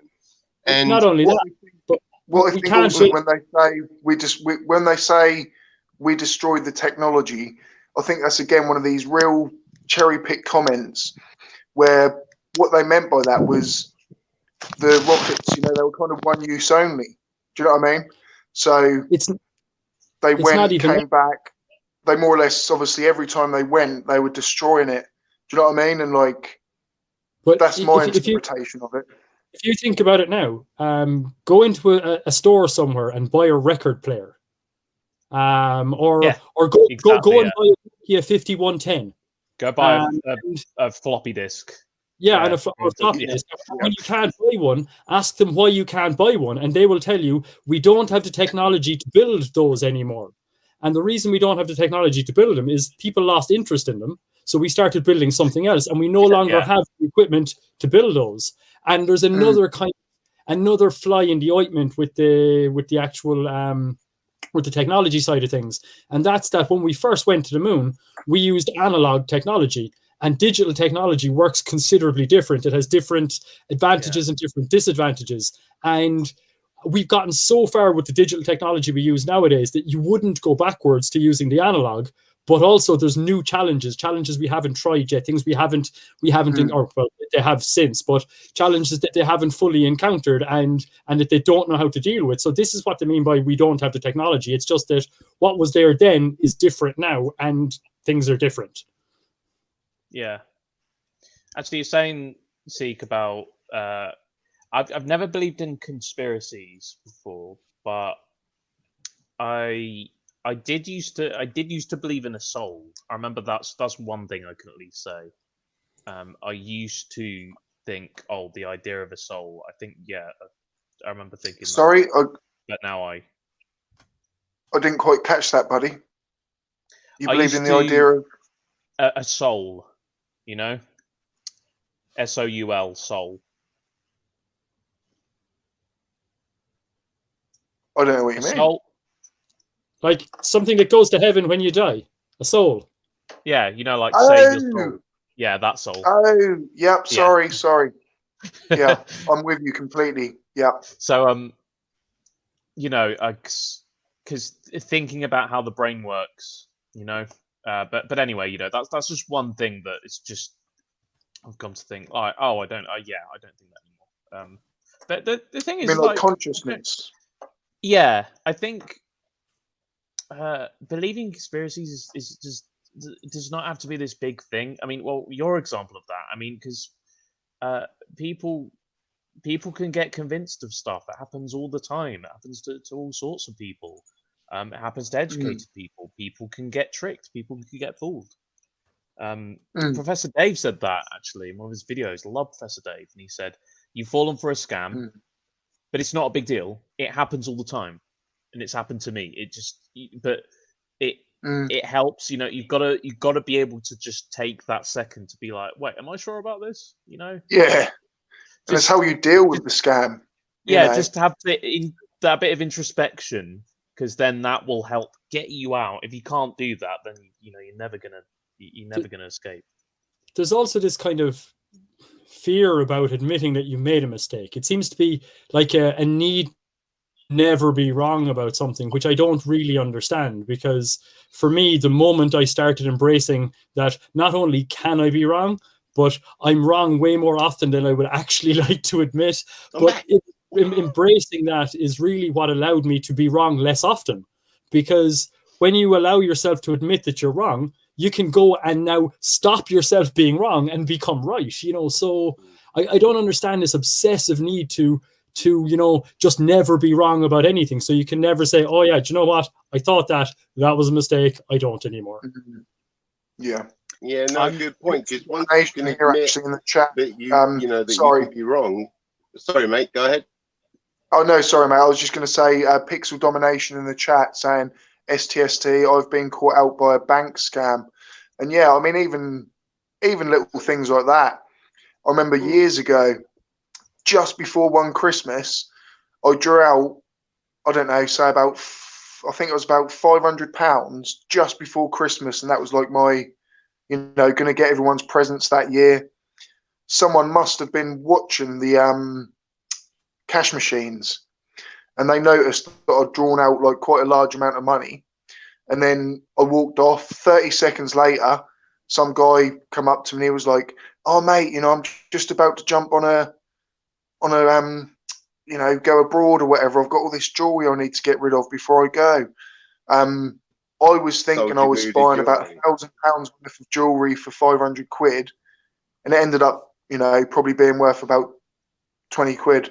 Do you know what I mean? And it weren't until weeks later it started turning green on my skin, and I was like, "What on earth?" Like, and it just shows, there are con men and con artists everywhere. Yeah. From Eric pickpockets to one of them. Yes. I feel for exactly the same sort of scam. This was back when I was like 17, and I'd left school at 16. My first job was at Burger King, and back then, my hourly was like £3.50 an hour. So I got my monthly pay, which was about 430 quid. And that monthly pay was set to get everyone's Christmas stuff. That was all the money I had. And I fell for exactly the same thing, you know, because someone, I don't know, they probably did the same thing. They probably saw me taking it out at the cash point. But they came up to me, you know, down the high street. And straight away, I thought, oh, this is a great deal. You know, I'm going to be able to give everyone the best Christmas ever. Yeah. But, you know, you don't think to say. Yeah, exactly. But then at least nowadays, I remember him saying to me, like, all you got to do, mate, take it down the pawn shop, you'll double your money. I just haven't got the time to do it. You know, I'm doing a quick sale, and they get you on that, boom, boom, boom, boom, boom, boom, quick profit. And then you walk away and you think, well, why didn't you do it yourself then? Do you know what I mean? But it's not until you leave and you're like, you clearly could have made, why would you give me your profit for nothing? You know, I think that's where natural greed very quickly kind of takes over. Yeah, sorry, mate. I'm gonna head off. I'm gonna play some games. So, but it's been a nice chat. So I'll see you all later. Yeah, cool. I'm gonna round it up in about 10. All right, Bill. He's gone. And he's gone. Bill, if you can still hear me, shoot me a link to your channel, limeplay@gmail.com, because there's too many bullet bills to work out which one's you. Stop smoking indoors, Seek. You're rubbing it in now.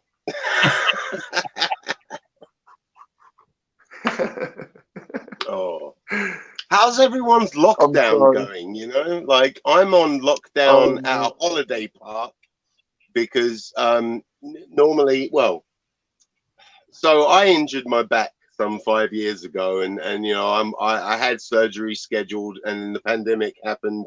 Surgery got cancelled, so I'm waiting on that. So I'm staying at my mother's holiday home at the moment. You know, she's like my carer. And normally for the 6 weeks they close every year, we would go to my sister's in Vigo, but both her and my niece had COVID. You know, so we're stuck here in a holiday home still. How's it going for you guys? Yeah, I mean, it's getting there. It's getting to that point. I mean, I'm in full support of the lockdowns and everything, but, you know, I'm not going to dismiss the fact that it's so difficult for mental health on so many people. Do you know what I mean? Like, I can acknowledge that it is a real struggle, you know, and it is difficult for some people to kind of understand even why we're doing this, if you know what I mean. But I put my faith in the experts and just try and plod on every day. Do you know what I mean? But what I'm doing at the minute is obviously trying to go live quite a lot, like at least 2 or 3 times a week. Just connect with people, you know. I've got a bubble. I live alone in a flat, so look, I've got a bubble. I mean, obviously, like going live helps you, you know, immensely during lockdown. But you know, and I think I've messaged this before, you know, before actually getting to talk to you guys, which is awesome. It still blows my mind. But you know, like it helps you, but it really does help us as well, you know. So thank you for that. Yeah, absolutely, mate. That's what I'm. Yeah, you know, we're all in the same boat, aren't we? And I'm just amazed now, even that there's 39 people still watching. That's like a big classroom. Do you know what I mean? I sometimes think like they haven't got anything better to do. No, we're that great. We're that great. That's why they're here. Yes. Good point. Yes. Well, Dave is, you know, we're just hanging off his coattails. Yeah. What about you, Dave, though, mate? Like, with Limey Play's question, what are you thinking with it? Sorry, yeah. I slightly missed it. I tuned out there a second. I was tuning in on the chat. Can you go again? No, just with how's lockdown, mate, you know? Oh yeah, okay. Yeah, so not too bad. Like I am quite a tech nerd, so you know, being sitting for hours in front of a computer screen doesn't even bother me. Sometimes I don't notice, which isn't always the best. Like I do remember once or twice I was doing some work on some of my projects here, and the missus would be getting up to go to work, and she'd come into the room, like, she'd go, "You're not gone to bed yet?" And I'm like, "Oh yeah, it's today, isn't it?" it just happens sometimes. I kind of get lost in what I'm doing. So in that sense, it's not too bad. I do definitely miss meeting people, though. I thought I didn't meet people very much until I started not meeting them at all. And then it's like, oh, yeah, I missed the little bit I was doing. So this is actually fantastic. Like, I really enjoy this. It's just having a chat, which I've not done properly in ages. Like, and yeah, it's a Zoom call. It isn't work, which is fantastic. It's like hanging out with the lads, isn't it? You know, like it's that sort of feeling. And at the same time, you know, obviously, you know, you're both and Bullet Bill, you know, you people I've never talked to before. You know, I mean, I've interacted with you, Seek, a bit through comments in your videos, but yeah, you know, like it's who would have thought you'd get to meet new people during a pandemic? You know what I mean? So it's pretty good. Yeah, I mean, it is just kind of trying to make the best of every situation, I suppose. Yeah. You know what I mean? So I think that's actually what drew me to your channel is, you know, like I first checked out your channel, Seek, after watching. I saw you on Conspiracy Cats. You know, obviously you'd recently come back to the Globe side, and you know, I mean, there's something about you, you know, like you're a very happy person. You know, you know, obviously I haven't met you in real life, but you honestly seem very genuine. I'm a right bastard. Like someone. I'm a right bastard in real life. Yeah, you wouldn't wish anything bad on your worst enemy, you know? And just that sort of made me check out your channel. And I can honestly say, you know, there's several channels that have helped me through lockdown, and yours is definitely right up there. You know, maybe below SciManDan. but you're creeping up, man, because you know, like you just even earlier today, you know, your one was the I wrote this song. That video, you know, you put a smile on our faces. You know, you had me in hysterics, definitely. Yeah, man, it's there's so many things we can do to make it easier for everyone else, you know, during these times, and you do, man, you know. That's it, you know, just show a bit of love is what I say. Do you know what I mean? Like, and it seems to then come back to you. You know, exactly. Too many people are not willing to tell other people when they're doing good. But it can only be a good thing, you know. Show people what they're doing that's positive, and you know, point it out to people, and their confidence just grows, and it can only be a good thing. I agree so much. Like, I will regularly, if I think I know somebody is wrong about something, I can't resist. I'll call them out on it. Now, I'm always happy to be shown if I am wrong as well, but I'll usually call somebody out on something. And if they're doing something, but then by absolutely the same means, if I see somebody that I think is doing something correct or something valid like that, I feel then I need to go, yeah, you know, well done, keep it up, you know, fantastic. Yeah, validate them. Yeah, you have to have both sides of that. I don't want to just be the prick that goes, no, no, no, no. I want to be able to say no and yes, you know, and kind of get, you know, make sure that as well as my criticism comes with support for those that do it well and do it right, you know, and to go along what Limey was saying there as well, which I've said to you before, Seek. I mean, it was the integrity that you showed that is basically why that got me interested in listening, because knowledge is only a thing you learn. Like, I mean, you know, you may not have knowledge in a particular subject, but you can gain it. But gaining integrity is harder.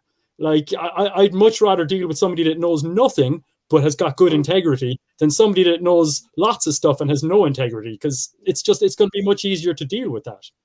Yeah.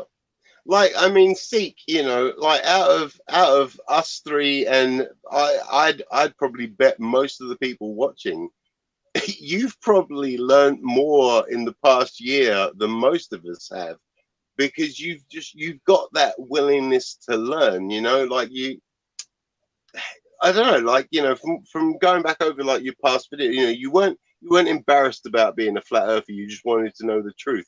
And then you come back to the Globe side, and I know you got a lot of flack, you know, from a lot of the flat earthers out there that, you know, while they may preach peace and love the minute you're not on their team.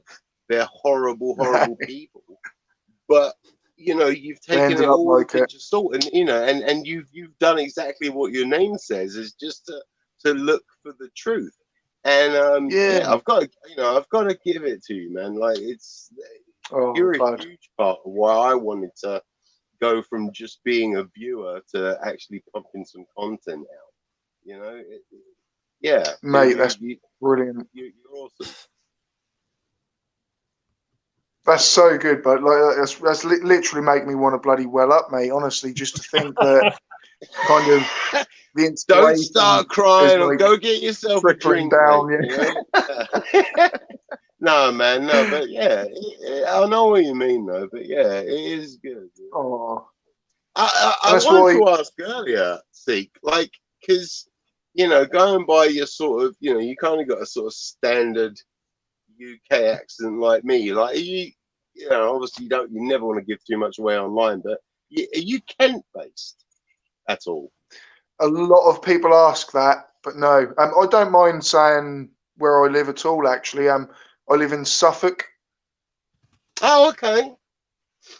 Yeah. Right. So it's actually not just that far away. I know Kent. Irish Demon, and I think Crafty Keeler, and I think, you know, there's a few people that once the pandemic's gone, you know, a lot of people are hoping to get together for a proper old drink up, and I definitely want to try and get there. Yeah, it's just across the water, like, so. Hey? Yeah. Obviously, Dave Mack, you're coming. Yeah, it's just across the water. Whereabouts are you, Dave? I mean, I assume you're South Ireland. Okay. Yeah, so I mean, just a Ryanair flight for what, I don't know, 12 quid. I'll be there. Yeah. You know, I mean, be careful. I wouldn't trust Ryanair. Their latest adverts seem to be encouraging people to go on holiday with them, as you know, as long as they've recently had the vaccine, which, you know, it's not 100% effective, so that's ridiculous. Yeah, but it's hard for a company, I suppose. Swimming. I don't think they've yet found a jellyfish with COVID, so you know. I have done some long swims. I'm pretty decent at swimming. I don't think I'd try that. That's definitely out of my wheelhouse. That's like, I don't know, David Williams territory. I don't know. I've swam about halfway through Dead Man's Finger, and I'm still not ready to try Ireland to England or vice versa. But I will say, not only were they planning to do a meet up. I don't know if they were planning to meet up here or in Ireland, or a mixture of both. I know, obviously, you know, Sarcastic Barman to get back to visit his family. I've always I love Guinness, and obviously the best Guinness you're ever going to get is obviously in Ireland, where it's made. So yeah, if part of what they plan is in Ireland, I'm definitely up for that, you know. Well, you know, there's obviously the Globe Lie tour. Well, I want to start up the Globe Truth tour, and then, like, you know, obviously start going. Yes, we we'll could just go around. We could plan holidays that use Great Circle routes instead of the, you know. I'd never heard of that until this. This is another thing I've learned. I would love to go to Antarctica. I would love that. That'd be awesome. Yeah. You know what? I need to. I lived in Michigan for 14 years, and I've still got, you know, I've got 2 sisters, a brother, and my dad's still over there, and I've got a load of step family. I haven't met my niece and nephew yet, so you know, I've got to plan a trip over there. And obviously, you know, we're all UK based, so we probably like to observe stuff from that side of the world. You know, we'll plan something there. Plus, if you're from the UK, just by DNA alone, you can outdrink any Yank.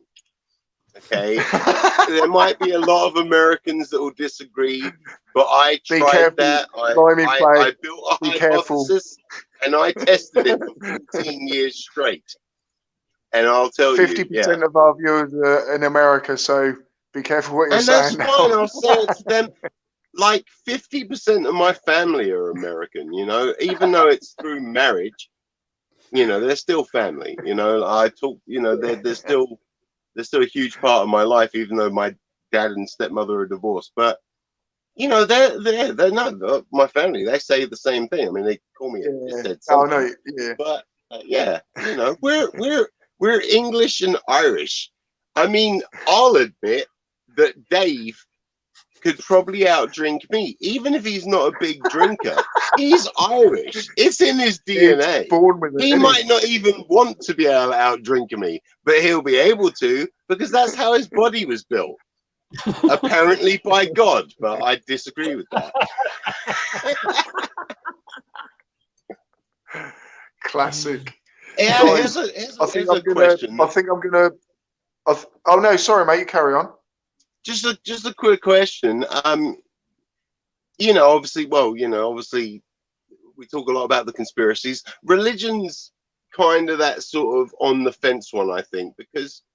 Yeah. You know, for the longest time, I didn't believe in any of the conspiracies, but I was religious.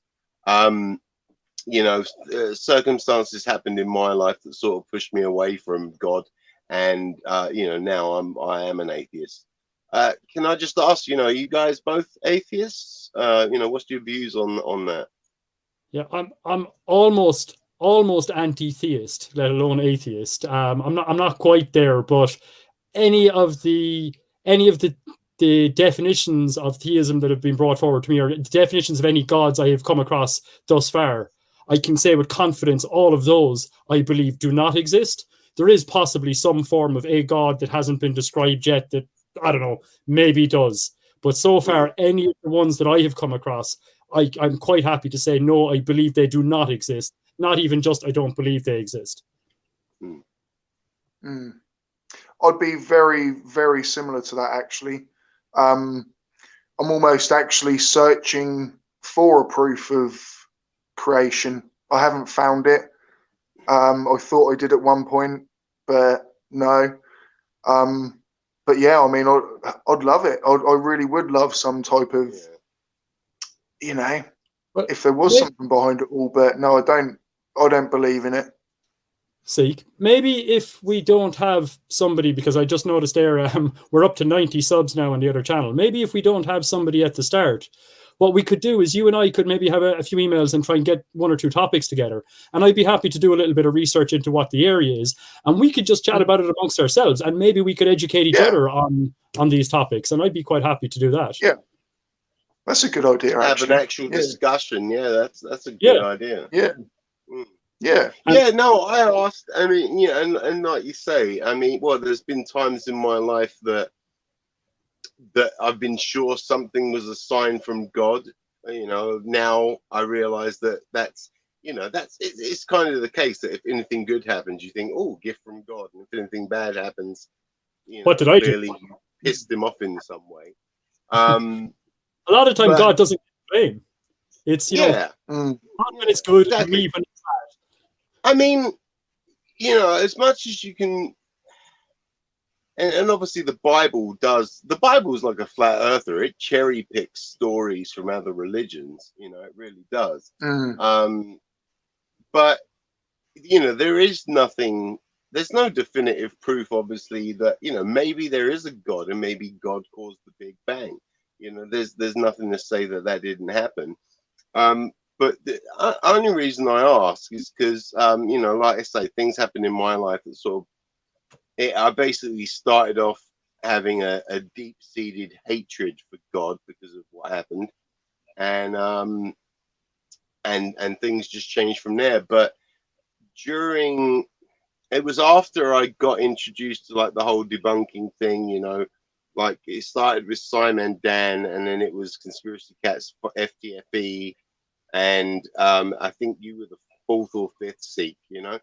But after that, you know, because I was looking into everything and researching everything, I found a piece.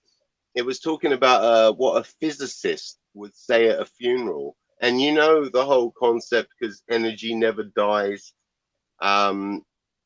you know, and I've got a blog, so WordPress blog, you know, Limey Play on there. And I wrote a little something about it, and I don't remember the exact words, but you know, it's all along the whole. To cut it short, you know, what got me sort of pissed off with God was when my wife passed away.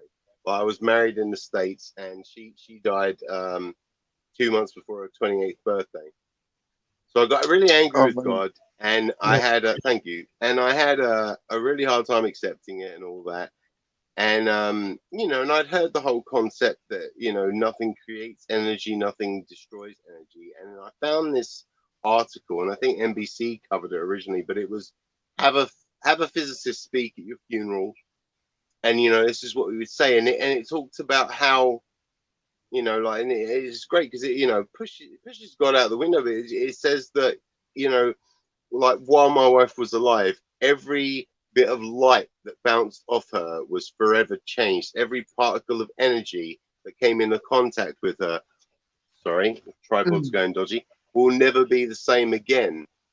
And yeah, at the time, you know, and I was going through, and you know, I'll open up like here, like I turned to very hardcore drugs, and I was in an incredibly bad place. And having been raised Christian, you know, like there's tough times I'd had in my life where, you know, the idea of God had helped me through, but it wouldn't this time, and I blamed him for it. And this one article, when I read it, like, really did help. And I forget exactly what my beginning point was, but you know, just to anyone that's out there now, obviously with COVID going on, almost every single one of us knows, you know, we've either lost someone or know someone that's sick, and if not, it's to the second degree where we know someone who's lost someone or know someone that's sick. I think, and look for this article. Just search NBC funeral physicist, and that will find it.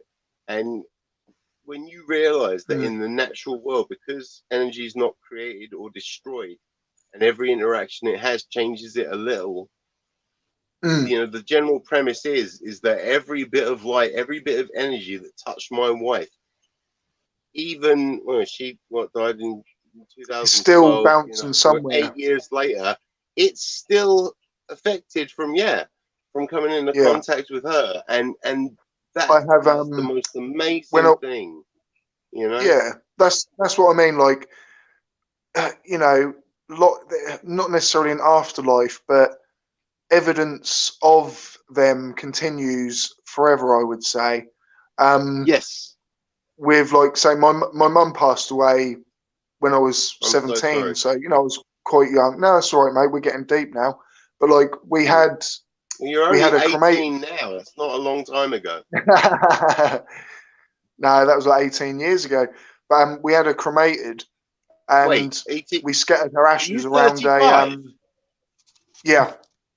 Oh my God, dude, I know, you're I look a lot older. Me. Don't make me feel bad.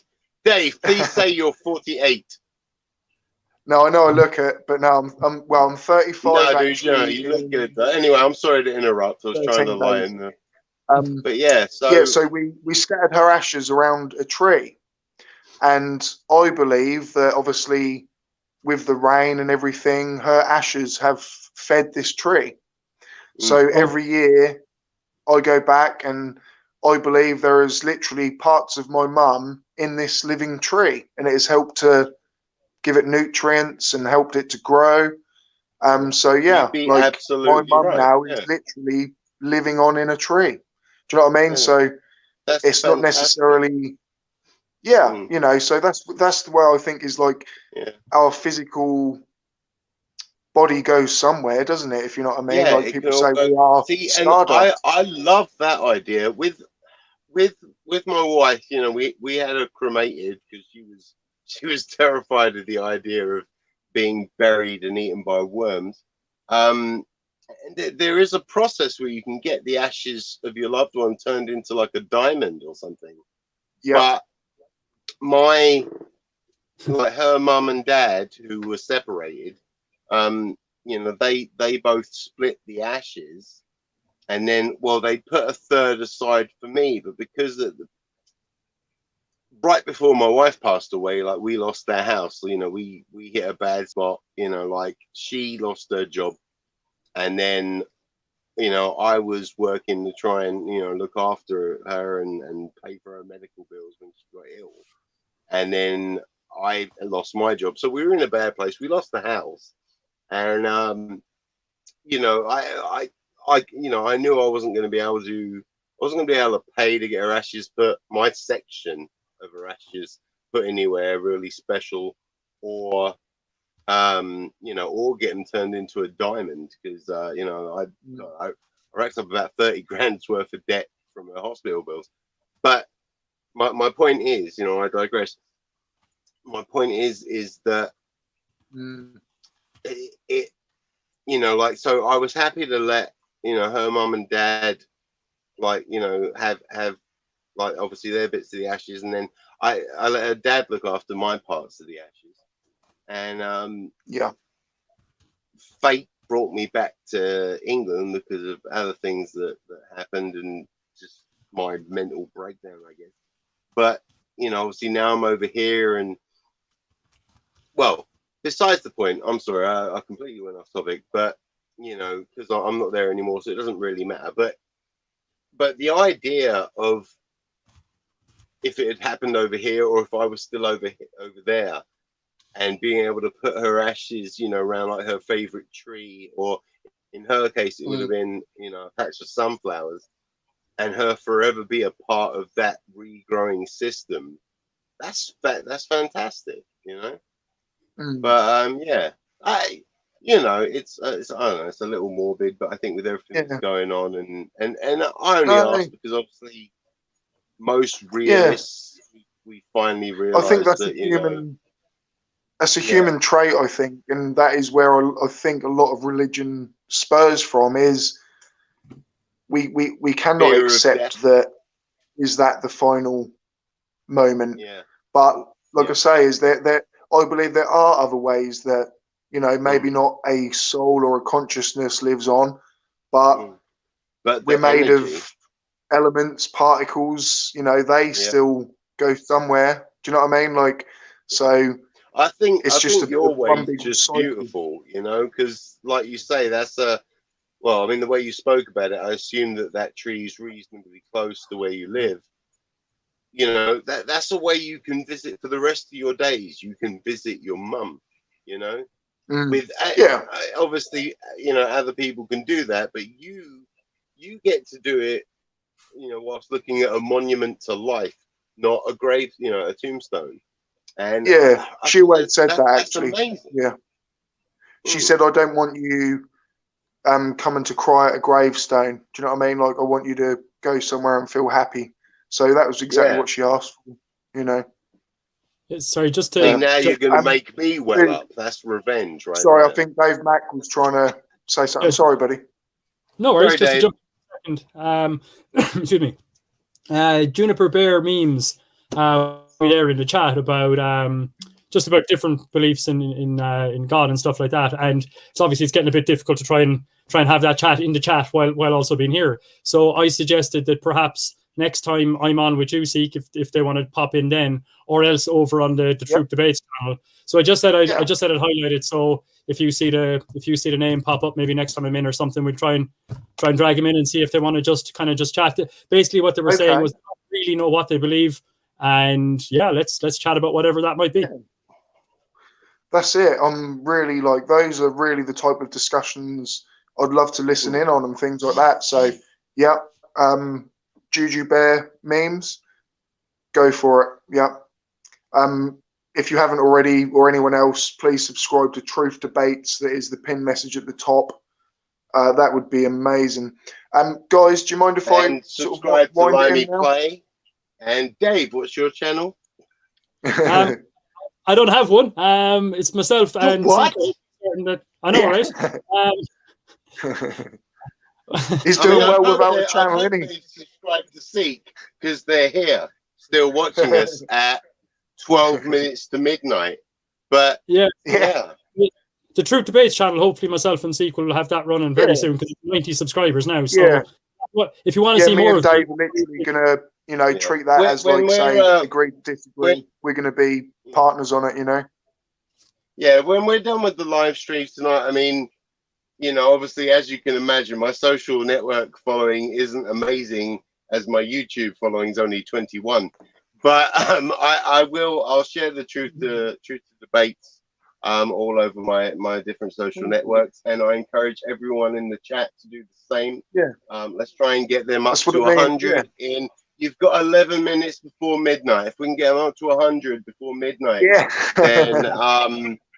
then Dave will wear the Borat mankini for the first debate. I mean, Dave, I won't. you're welcome. I'd do it, but they don't make one that big.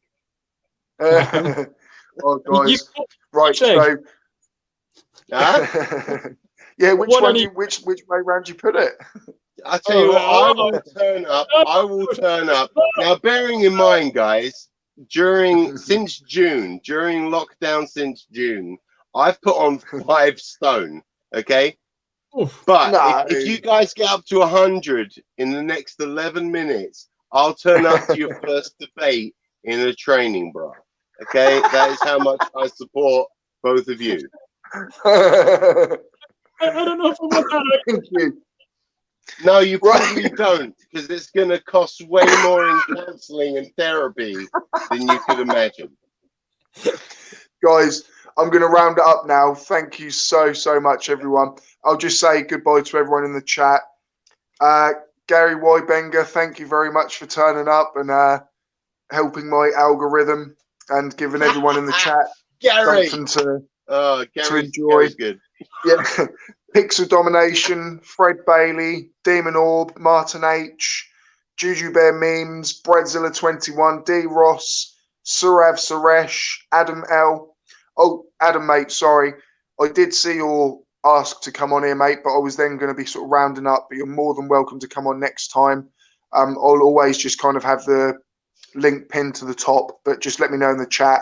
It was just, we were so close to rounding up that I thought it would be kind of rude to get you on and then to throw you off again. Thank you so much for the super chat tonight. Limey Play, mate, you're a legend there for sorting me out on that one. Dave Mack, we'll say goodbye to you first, and then we'll let Limey Play give us a goodbye. So, Dave Mack. Yeah, like yourself, I think it's awesome that people come here to listen to me speak. So that's awesome. Thank all of you guys for doing that. Yeah. Other than that, as Seek has mentioned, the comments up at the top is pinned the link to the debates channel or the chat channel. And yeah, if you want to see more of me, hopefully it'll be there. And good evening, good night, and enjoy yourselves. Thanks for coming. Cheers. Limey Play? Well, first, can I just say, Seek, thank you very much for letting me join your channel. This is my first time being live on YouTube, and it's been a blast. You've done really well. Obviously, Seek and Dave, they came here to hear me. I was just late. But but no, both of you are fantastic. The supporters, you're all fantastic as well. Definitely subscribe to the debates channel. It's going to be fantastic. And well, you know what? Check out one of my videos if you feel like subscribing. Give it a go. But yeah, no, apart from that, thank you ever so much for having me. It's been a pleasure chatting to both of you. It really has. Oh, thank you, man. Yeah, everyone, check out Limey Play. I think it's been a bit of a legend tonight. And I love opening up. Do you know what I mean? Like, it's really good to have real deep conversations, is what I think we had tonight. So thank you, both of you, very much. Everyone in the chat, again, thank you so much for coming along. I'm going to say stay safe and keep it global, everyone. Goodbye. Keep coming back.